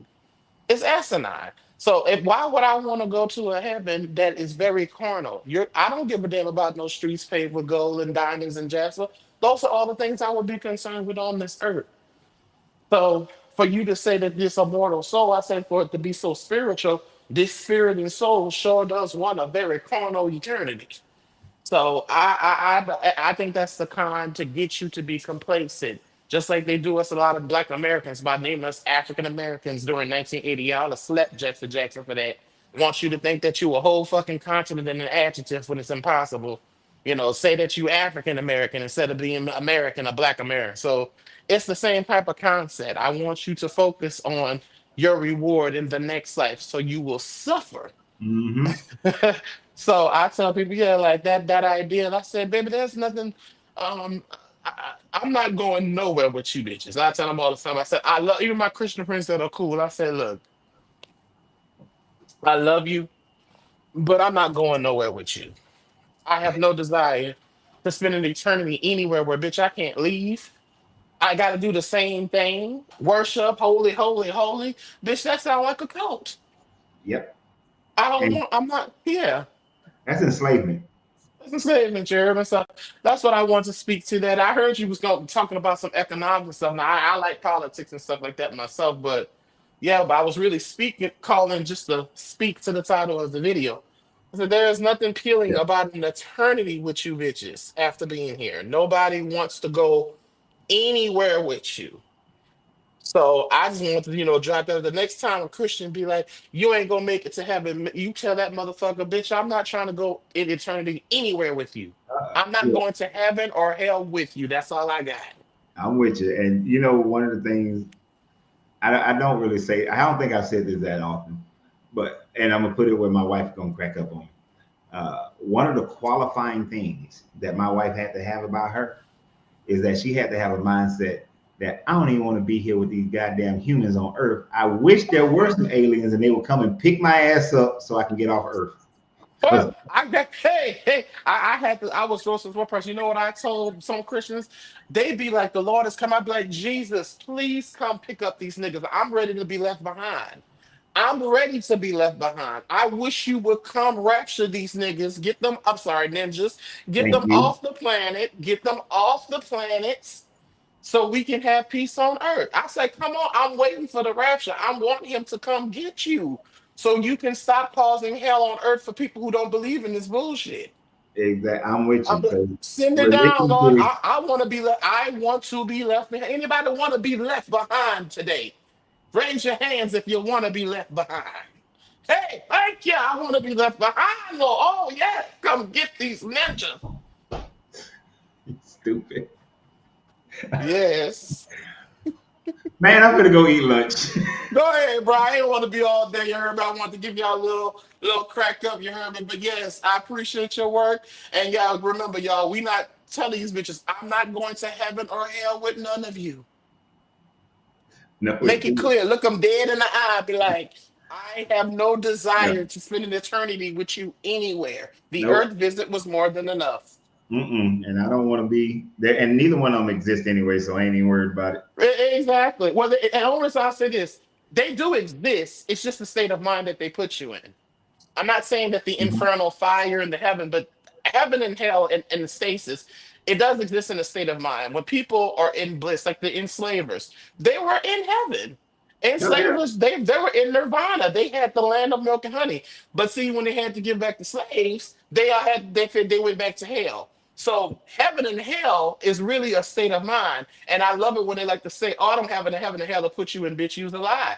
You make it hell on earth to where I have to feel like I'm in hell dealing with your ass. I'm with you. I I'll hear you. holler at you. Yeah, I'm at the plantation now. Look like I'm ducked off now. Ain't nobody can see or hear me, so I can be real raw. I know But you. I appreciate y'all. I ain't gonna hold you, man. Go get you some. Yeah, because you sounded hangry. You sounded a little extra spicy. Heard me? Yeah, because breakfast was real light, so I'm Oh yeah, hungry as man. normal at this time frames. Oh yeah, you gotta eat you something that'll fuck what you're thinking. Well, I'll holler at y'all, deconstructing Christianity. I appreciate you, brother. I All will right, holler at thank y'all you. on the next one. All right, later. Okay, so that joke crazy. Oh, crack me up every damn time. I appreciate everybody for being here. I know a couple people try to jump in late, but normally, well, lately we've been going 5 hours. It's been 4 hours. We're not going another hour. My wife will be home in about 45 minutes. I'm hungry. Today's Friday. Today's Friday, right? Yeah, today's Friday. So we will be back live again on Monday at 12 noon Eastern Standard Time. We go live Monday through Friday Eastern Standard Time at 12 noon. So I appreciate everybody. Remember, go to the link in the description of the video on YouTube, which is at Coach Renz 33 of this particular video. And you will see the link to join us October 31st through November 2nd here in San Antonio, Texas, where we're going to have our meet and greet, the Free Thinkers Meetup. The hotel provides a free breakfast and a free supper. So it saves you money on food to be here during that time frame. Now, I look forward to it. I know there are some local people who are going to be here. So we're going to have a good time. I told my local people who are going to be participating, they need to let me know so that uh, when we meet at poolside, we can escort you up because you won't be able to get up to the poolside without somebody escorting you up there. So you local jokers, because it's about 4, 5, 6 of y'all who said that you wanted to, let me know. Other than that, y'all have a great day and always remember, have a great weekend. And always remember, you got see, I'm hungry. I can't talk right. Like and share all my damn videos. It's call to action. Like and share the videos. And I want to thank everybody who supports the channel through Cash App, everybody who supports it through gifts and through being members and subscription holders. I always want to make sure I thank you guys. But always remember, you have to free yourself to be yourself because your greatness is not negotiable. Good journey, good vibrations. And I'm out because I'm hungry and y'all will keep on talking. Taking me forever to press these buttons.